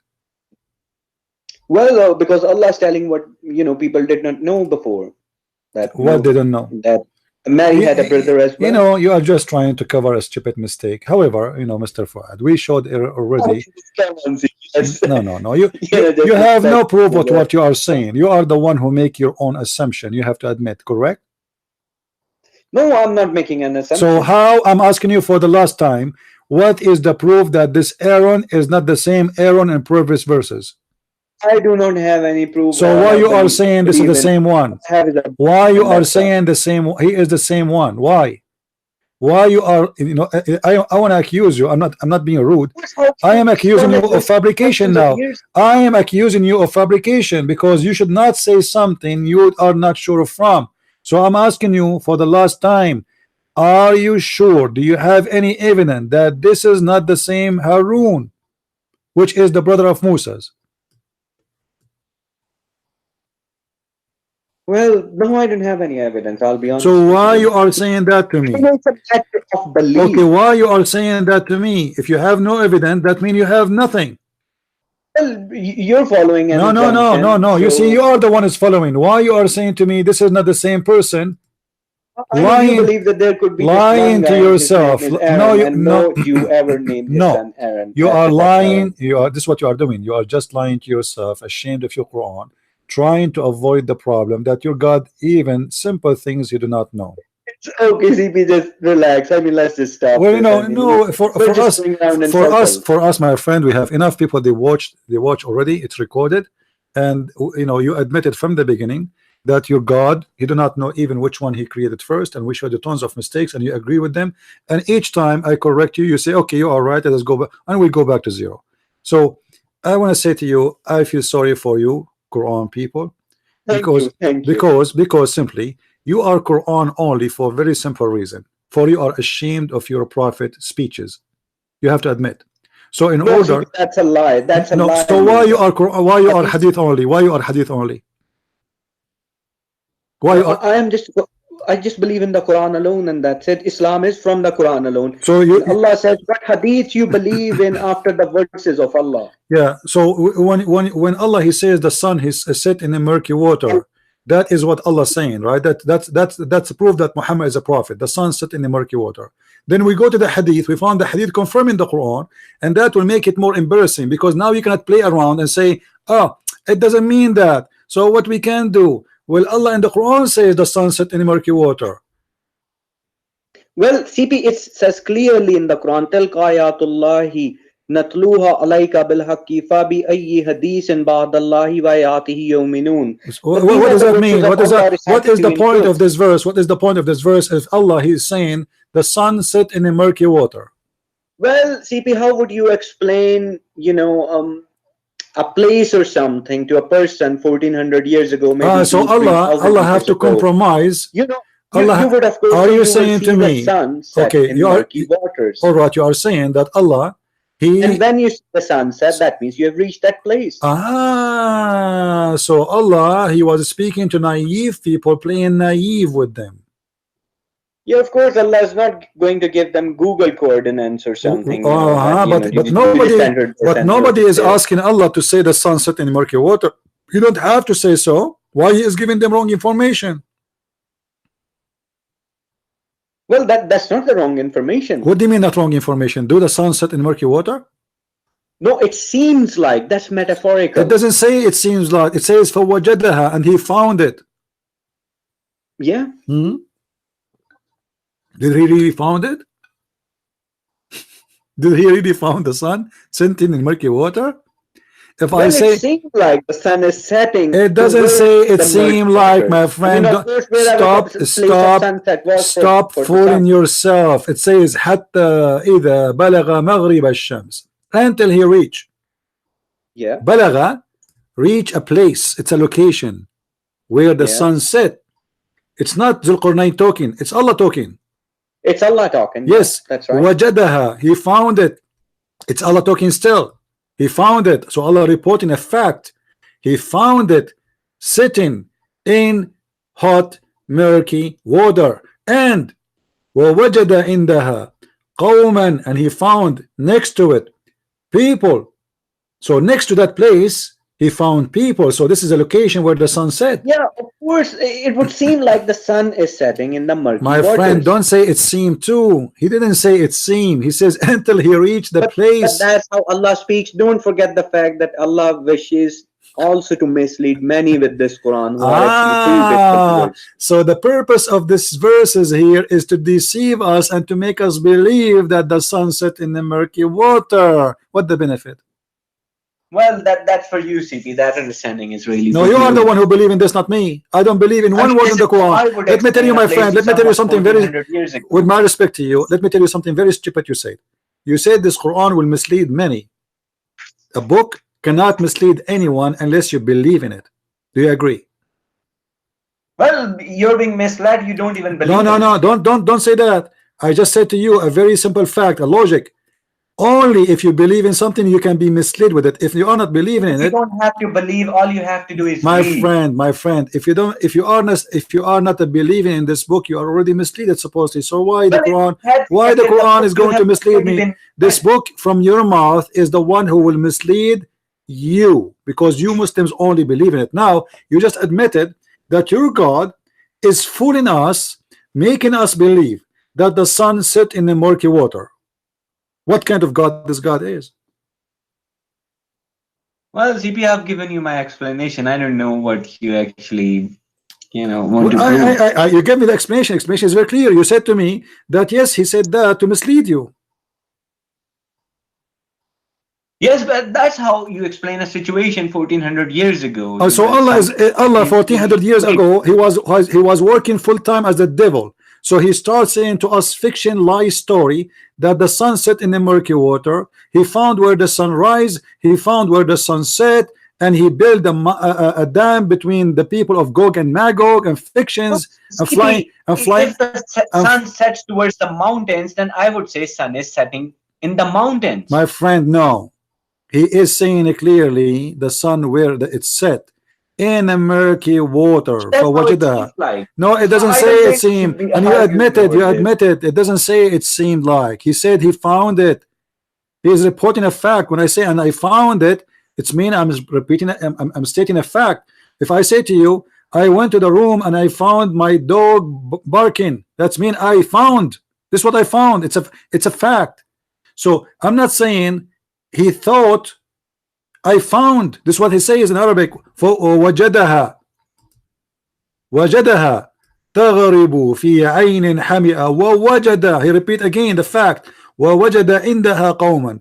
and he found next to it people. So it's a location where the sunset عندها, imagine it says عندها, which means and the shams, next to the sun. Yeah. Imagine, guys, next to the sun, where the sun set next to the sun, he found people live there, you know. And those people, they ask Zulqarnain, which is coming the story from Alexander the Great, fiction story, to build for them a dam, because there is people, they are called the people of Gog and Magog, and those people, they are very evil, and they want you to build a dam between us and them, and then they will not be able to go and destroy the earth. And according to Islam, there is a dam until now exists, and this dam is holding the Gog and Magog people. And Gog and Magog, they are like ants, like by trillions, not billions. Can I ask you, Mr. Fuad, as long as we are here, where we can find this dam and Gog and Magog? Pardon? Where we can find the dam which built by Alexander the Great or Zulqarnain and Gog and Magog? Where we can find Gog and Magog? I don't think we can find it. Well, Allah so has why? hidden it. It will be broken on the day of judgment. Ah, they are hidden, but this is a mountain where the sun set. Yeah, it's in between. It might be covered or something. Maybe humans can, find it. Just like the Ashabul Kahf. Guys, Allah, he hide them. But remember, my friend, this is a big dam between two huge mountains made from copper and iron. How you can hide Thousands that? of years ago, don't forget that. It might be covered in dust or something, maybe mountains now. And now what happened to the people of Gog and Magog? They're still alive inside. By billions. Inside Could be. where? Inside I where? don't know. Inside where? Inside the dam. Where? How big this dam to have billions of people there? I don't know. Allah also says that when the dam is broken, they will descend from every elevation. So I don't know. Must be true story. Do you think that this dam is in Somalia? Could be in Turkey somewhere near the Dead Sea. In Turkey? So I don't think it's Are you Somalia. saying that? That's an assumption, by the way. Okay. I'll be honest with you, I don't know. Are you saying Allahu this? Alam. Are you saying the sun set in Turkey? No, by I mean the murky water. It could be the Dead Sea. The Dead Sea is not in Turkey, my friend. It's near somewhere. It's around. It's around. Yeah, the Dead Sea. The Dead Sea is the murky water. Okay. Well, anyway, thank you, Mr. Fuad, for calling us. Was happy. By the way, we have just one, request for you that making fun of the Quran. That's not the right track. Muslims, they don't believe in the Quran anymore. You know that Sunnis do not even know the Quran. My They friend, believe hadith. They share the hadith. I'm not they take making. hadiths. I'm not making fun of the Quran. The Quran is the book of the devil, and it is the enemy of mankind. This is an evil book, teaching man to beat his wife, teaching man to have sex with the children. Well, see, it's your if it's your way of taking revenge on the Muslims or something. I'm not I taking think revenge of it's the wrong anyone, my friend. direction. I'm Because trying. even the hadiths, they're far, far away from I'm the Quran. trying to save you, my friend. I'm not revenging from you. I'm not fighting you. I'm not killing you. I'm helping you to see that this is a devilish book, a book who promise you that when you go to heaven, you are going to have women restrained for you in your tent. I mean, what kind of God this God is? This is not even a pimp from Las Vegas. I do not need women restrained in my tent. What kind of a promise this promise? What kind of God? What kind? Listen. What kind of God he promised me a couch in heaven? Are you serious? I will go to heaven. Imagine the American, they send me in a spaceship and I travel for 80,000-90,000 years of flight, and then I arrive to the heaven, and then I found that waiting for me there's a couch and a pillow. What kind of God he promised me a pillow? And this pillow and this pillow, listen, and this pillow and as big as the heavens. listen. Do you know where is your sheet made in? Do you know the sheet of your pillow is made where? The cover of your pillow? Do you know? No, what do you mean? It's made in Iran. You know what kind of God he promised me? Promised me a sheet made in Iran. What is that? What kind of God? My friend, come to my house, huh? I will walk in the street and I will show you how many couch you can see in my area. People they throw every weekend and nobody take it. A God, he promised me a couch. Do you think he is God? Do you think he is God? God has promised you Jannah as big as the heavens you see. My friend, I'm not talking about the heaven, how big it is. I'm talking about that this heaven, Allah promised me in it a couch. No, Arsh does not mean a couch. What do you mean? It means, you know, Allah will give you rank, Allah will give you house, just like Mary prayed to Allah that, you know, build my house next to yours. That does not mean Allah will give her a couch or something. That's just metaphorical. Really? Metaphorical? Ah, okay.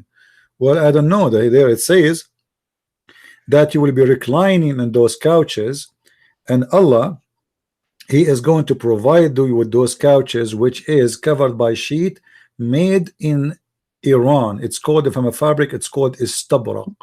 Is that true? Made in Iran. Iran, yeah, it says there istabrak. Istabraka is a fabric made in Iran. You think I'm joking with you? What do you say? Seems like. Okay, I'm not joking. Hey, the verse in the front of you, chapter 55, verse number 54. So what do you say? What kind of God he promised me? Chairs, couches, Well, life of luxury pillows, he promises you. and you will wear a bracelet made from gold. Is that correct? Well, I think so. I'm not sure about that. Why you want to wear a bracelet? What is the price of gold in heaven? Allah says you can have anything you wish for. No. He is going. No, he And is, gold no, is no, with no, no, Allah. no. It's not about you will have. He will make you wear them. Why he will make you wear bracelet from gold?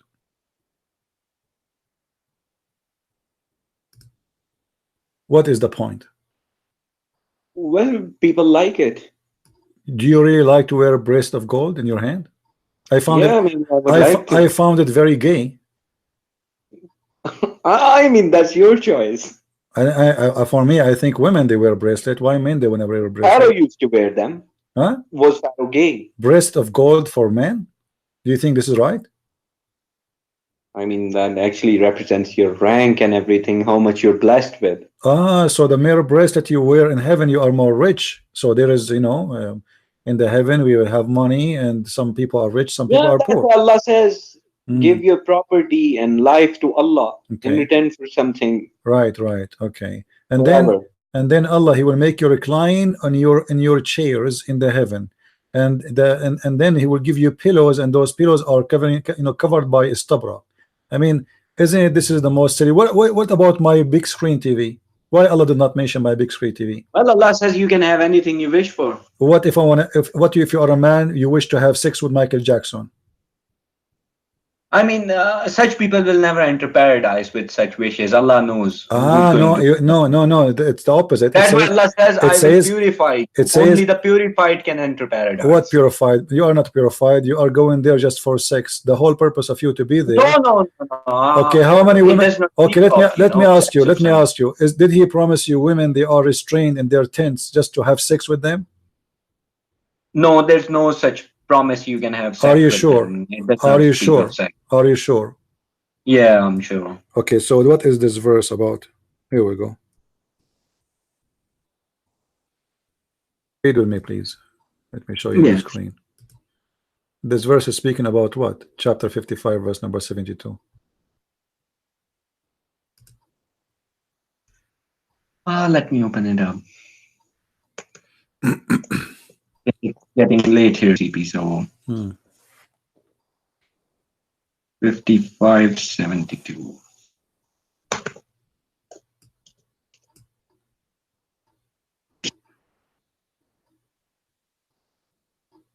Fair ones reserved in pavilion. What those?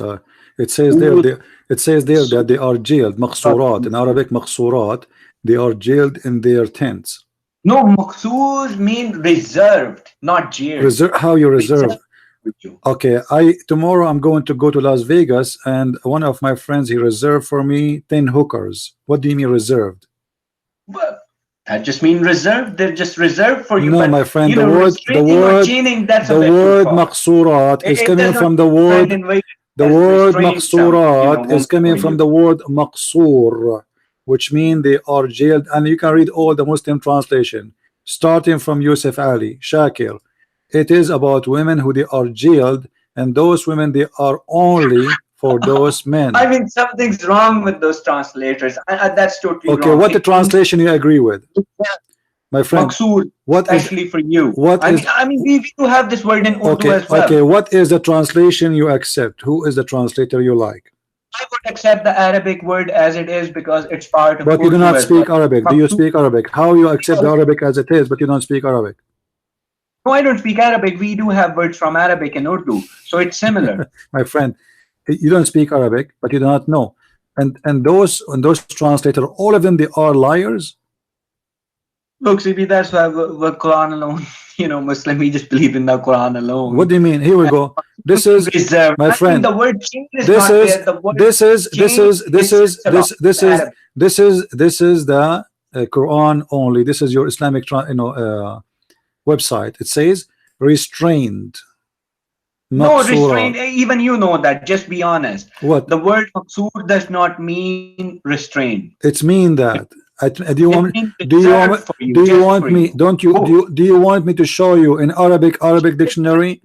Do you want me to show you, my friend? Do you want me to show you in Arabic dictionary? Not only that, all listen. You are a Quran only, but you cannot say to me you don't accept interpretation of the Quran, correct? When it comes to Quran Arabic dictionary, Let me ask you. It's been done by Let me ask you. The interpretation of the Quran made by the scholar, is it wrong? Yeah, that's totally wrong. Why?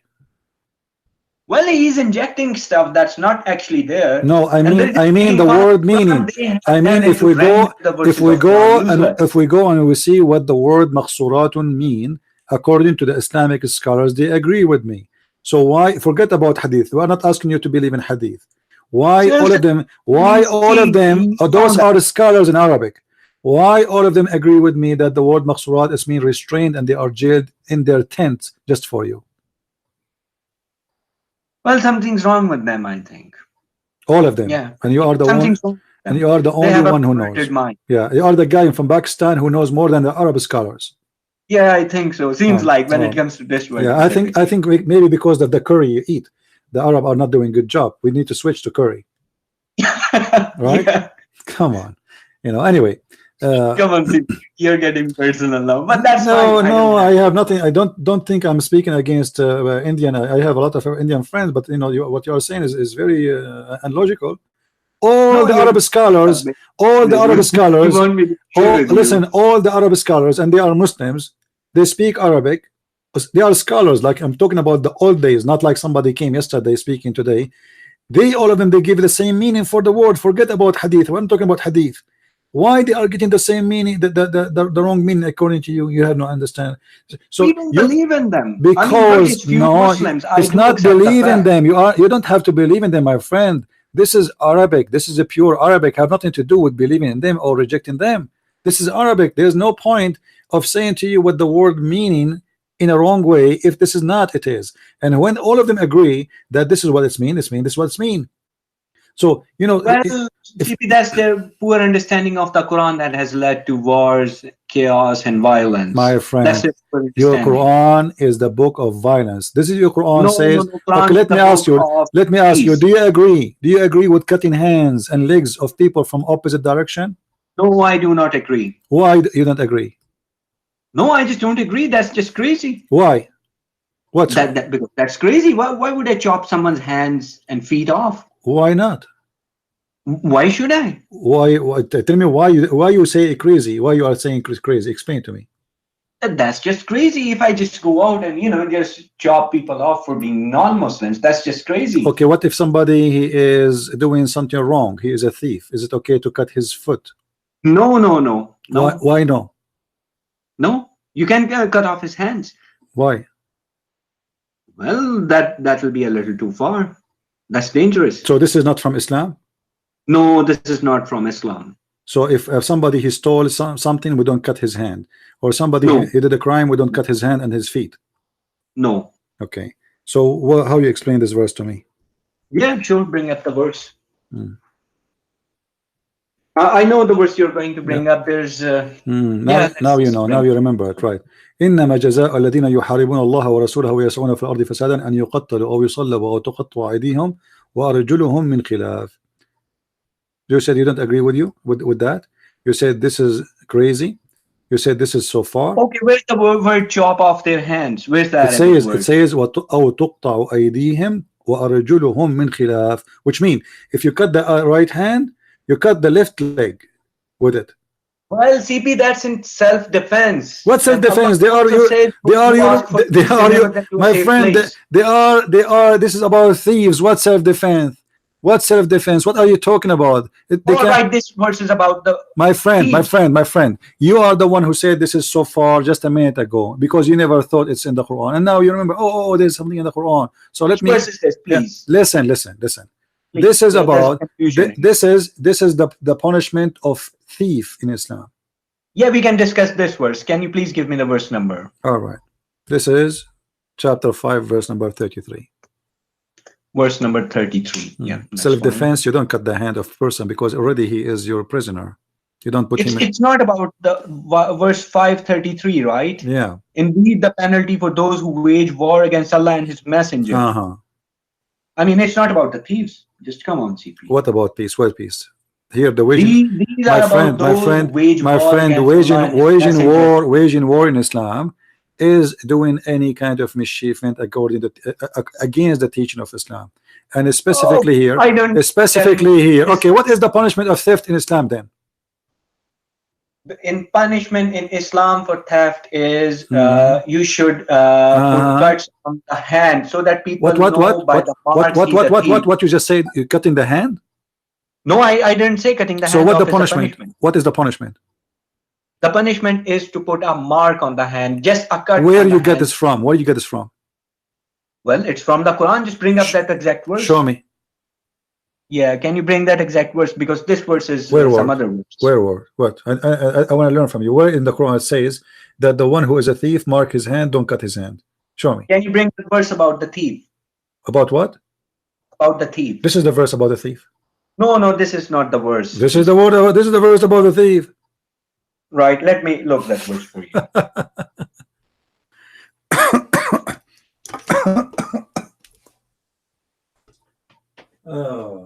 Well, that's chapter 5, verse 38. Oh, Lord have mercy. What you said? I was away. Yeah, 538. Chapter 5, verse 38. Okay, what 538 says? Show us. We are reading. Well, it says as well, the translation is wrong actually. It says the thief, the male and the female, amputate their hands in recompense for what they have committed. The Arabic word is qat'u. What qat'u mean? It means to just put a cut on their hands, just a cut. Really? I mean, not chop off. Really? It says, my friend, let me get you another. my friend. Are you a student of Zakir Naik? I mean, this is a big fat lie. Iqta'u mean to cut their hands.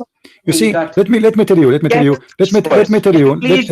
Fawad, let me show you. Let me tell you something about Muslims and how naive they are. When I showed you this verse, I told you this is about the thief. You said no, right? You said no, correct? Qat'u does not mean no. Hold on. Here it says وَتَقْطَعُ أَيْدِيهِمْ.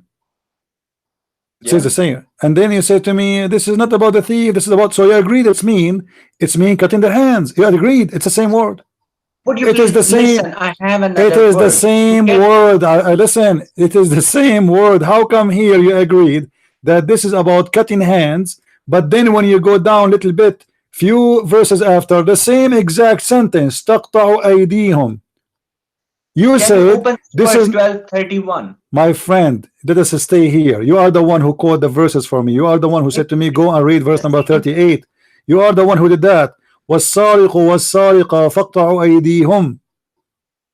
It speaks of the same word kata in 12:31. Okay, when, the use of. Can you show me one dictionary? It says. I'm showing you. The Quran is the dictionary for the Quran. 12:31. that when Yusuf came to other woman, when her master revealed her to other women, that why she committed such a crime, she gave them knives in their hands and they cut out the finger. The cut out does not mean they chopped off their hands. They chopped off their fingers when they looked at him. Yeah, that's mean they hurt themselves with their knives. Yes, they put a cut on their fingers. Yeah, but this is, my friend, understanding this is this is because your Quran is stupid.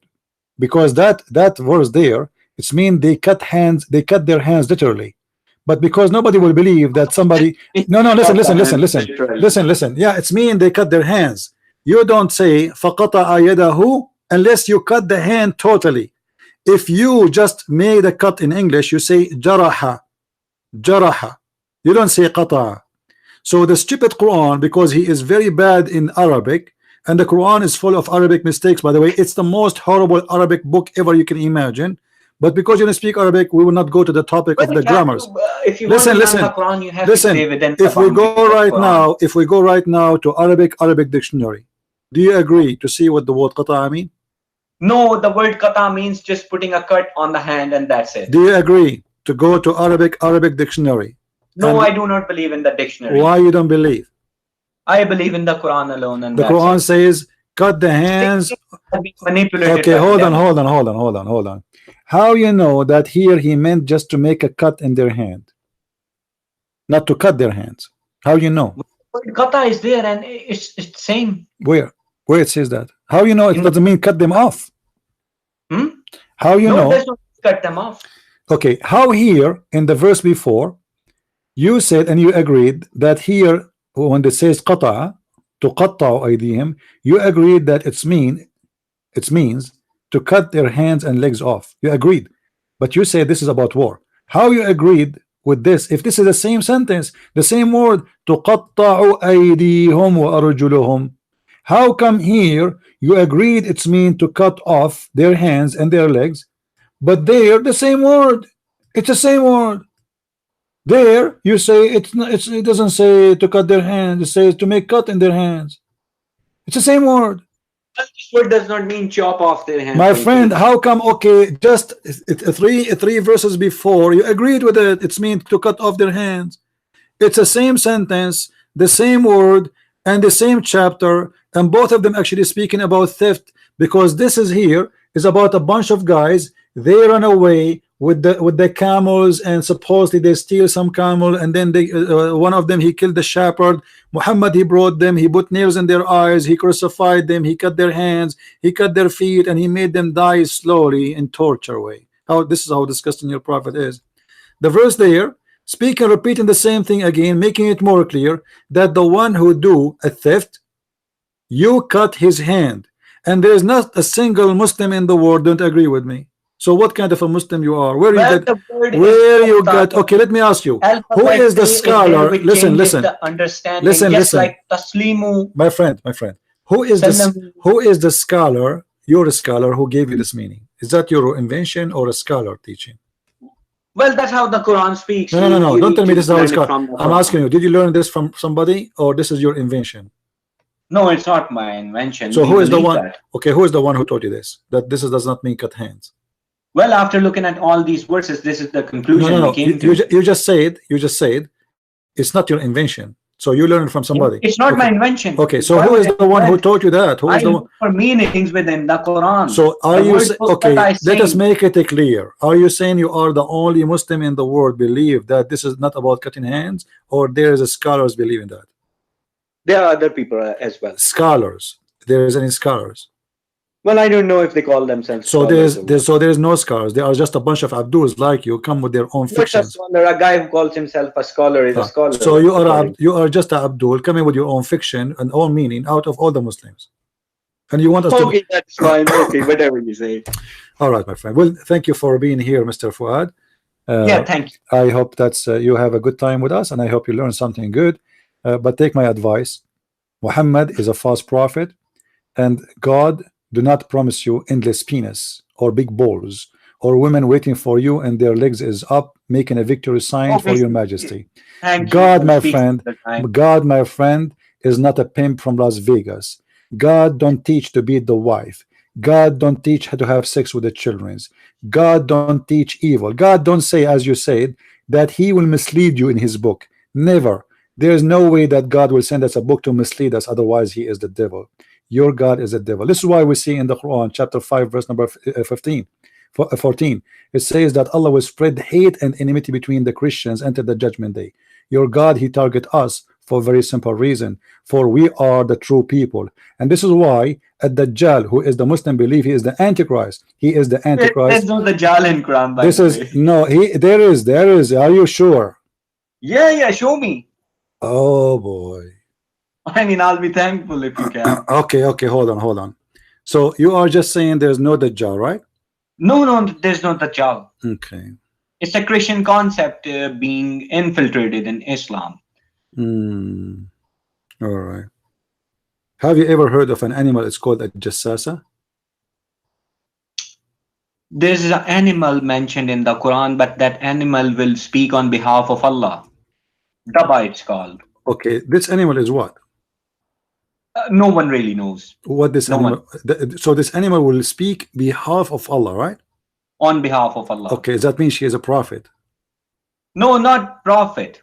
So what? He will inform them so of how that an humanity animal has denied the verses of Allah. hold on. How an animal will speak in the name of Allah, or will speak in the, what you said? Speak what? Will speak for Allah and inform people that they have been rejectors towards the verses of Allah. Okay, is that a cartoon or this is real? Pardon? Is that a cartoon that there's an animal will come from the ground and he is going to teach us about God? Well, Allah can make anything Allah wants. I mean, what can I say? What sort of animal? Okay, what is the point? What is the? I don't have a stairway what in is heaven. the? And okay, what is the point of this animal who is going to come and speak to us about God? Is that animal is a Muslim? The point is that the judgment day is approaching. Is that animal? Is that animal is a Muslim? Well, you can say that. Yeah, sure. So this is a Muslim prophet animal. No, it's not a prophet. It's not making any prophecy. It's just telling people that they have been kafirs till Well, now. you are saying to us, no, hold on. You are saying to us that this animal will speak for Allah. Yeah. Okay. What he will say? That people have been rejecting the verses of Allah. That's all. So the animal will say to us, it will come to he will call me in Skype and he will say to me, Christian Prince, I am an animal sent by Allah to speak to you. How this animal look like? Look like a chicken, a duck, a rabbit, a camel? How he look like? I don't know. Allah knows. Wallahu alam. Allahu alam. And is he big or small? I don't know. How we will know that this is not an animal made by Apple store or made by Microsoft or fake? How we know that this is the animal? What if maybe Shaitan will come in the shape of an animal? What do you think? Well, it will not be, you know, a robot or something. It will be some biological creature, might be. Ah, okay. So, is it true that this animal is going to have the stick of Musa and the ring of Solomon? No. I mean, that's just nonsense. Okay, what happened before you go? Like almost we are up with time. What happened to the flying carpet of Solomon? Well, I don't know. Do you think this animal will use it to come back as a limousine? No. Okay. That's another, you know. All right. Okay. What do you think about Suleiman, a story in the Quran where Suleiman he lost his kingdom? Do you believe in that story? Yeah, I believe in every story of Solomon in the Quran. He was in control of the genie because of the rings he have. No, there are no rings mentioned. No rings. So how he was controlling the genie? Well, Allah has chained them for Solomon. Allah he chained the genie? Yeah. How they can work when they are chained? Well, the chains were maybe flexible or something. Ah, flexible chain. Okay, I see. And why Allah he chained the genies for Sulaiman? And the word chain could be metaphorical as well. Ah, metaphorical chain. Here we go. You see, I like metaphorical chain. Okay. Let me ask you: Is making statues is forbidden in Islam? No, because Solomon made statues of himself. All right. Why he made the statues then? Why he's allowed? Because he was the king. Okay. And who is the one who made the statues for him? That's something I'm not sure of. The genie. And I heard that the story says that the genie used to die for him and bring him jewelries. Is that correct? Yeah. Why Suleiman, he's getting this? He's already rich. Why he need the genie to die for him and get him jewelries? Is Well, that? just because he had power and everything, But the yeah, jinns obeyed him. but those genies are shaitan. Why the shaitan is making Suleiman rich? No, no, no, not every. If you read the Surah Al-Jinn, not every jinn is a shaitan. Shaitan can be a human, can be a jinn as well. Okay, well, in the Quran, in the verse in front of us, it says, chapter 34, verse 12, that Suleiman, he used to ride the wind by his flying carpet, and by noon he passed the distance of 1 month. How fast is that carpet? Well, I'm not really sure. I can't really answer you on this one. How many people they can ride this carpet?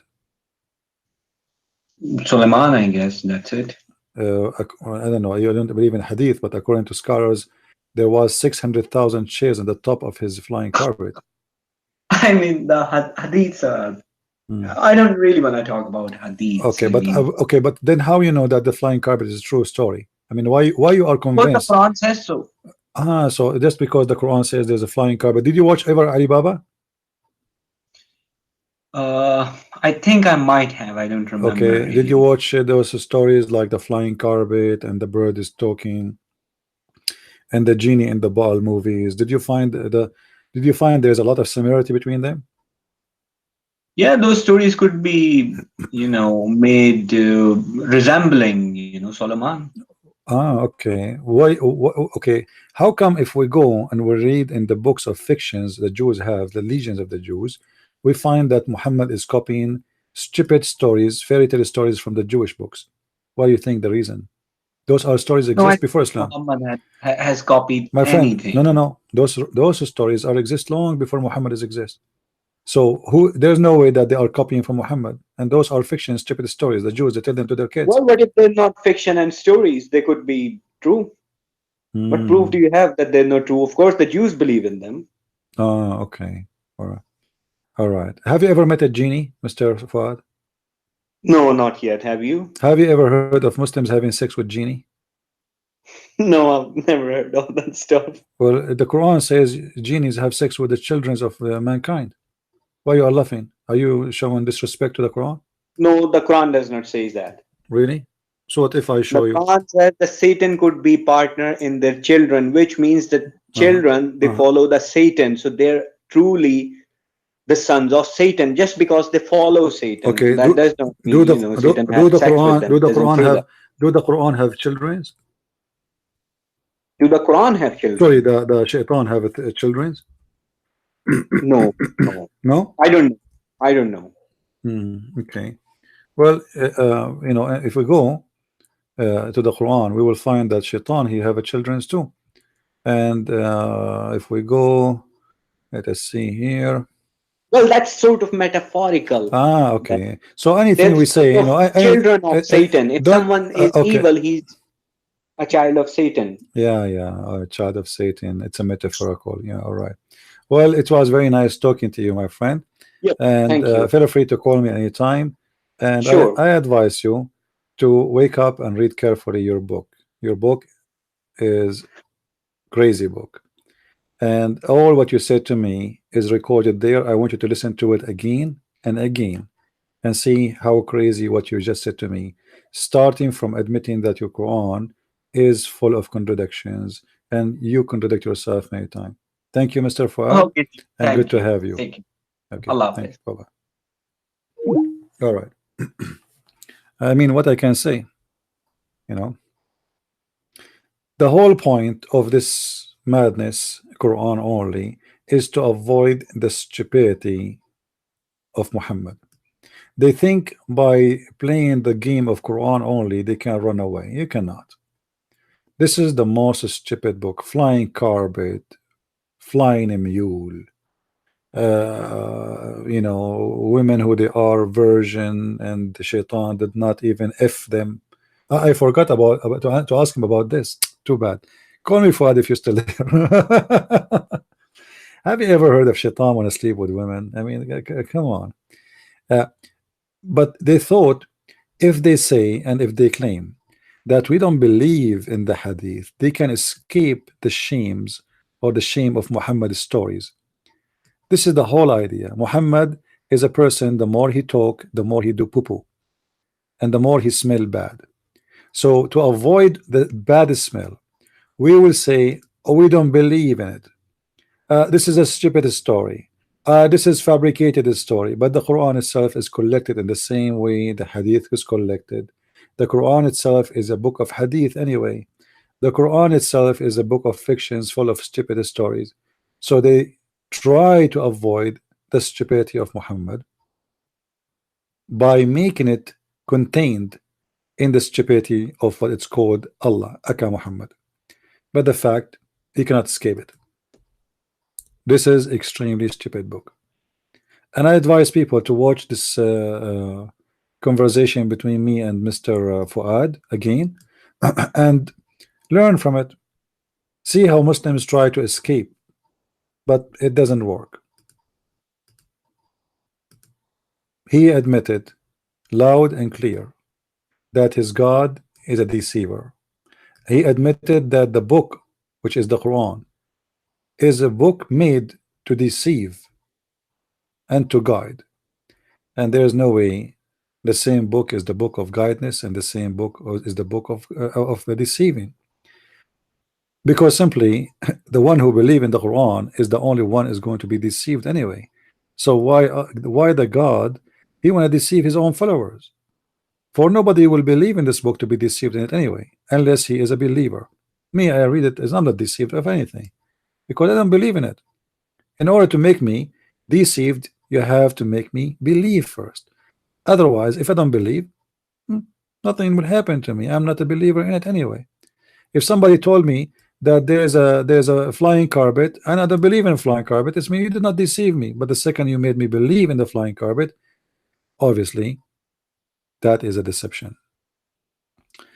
For those who they are first time here, feel free to subscribe to our channel. We have almost live debate every day, and we invite all the Muslims to call us from everywhere in the world. If there is any Muslim right now is listening and he would like to call me and to correct his brother or to correct me, feel free. Our name there to call me in Skype is Debate TV, and you do not need even to add me. Just find the name and give me a call. All Muslims are welcome. It doesn't matter if you are big or small. For all of you, at the end of the day, you are too small, for you are following a false God, a God who is superstition, say stupid things. Even in cartoons, they don't even make sense. The prophet of God, first time speaking to a donkey, he asked him if he liked females. I mean, how crazy that is. Imagine first time I speak to a rabbit, I say to him, do you like sex? I mean, sex? Do you like females? This is the first question. It doesn't make sense. I am going to take we will take off for now. It's already 8 o'clock, I think, and to make this video only for this debate, so people they will not mix with other people, I will cut off the broadcast and I will come back maybe in 10 minutes. Should I come back, guys, or enough for today? Maybe it's enough for today, because I don't think any Muslim will call back anyway for today. What do you think? Do we have any Muslim there would like to call us?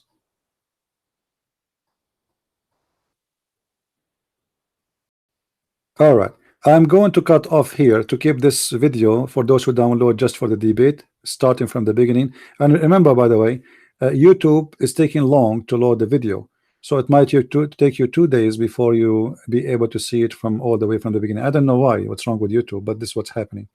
So I'm going to stop broadcast right now, and I will be back in 10 minutes. And feel free, Muslims, to call me back. May the Lord bless you, and see you soon, 5-10 minutes from now again. Thank you. Bye-bye.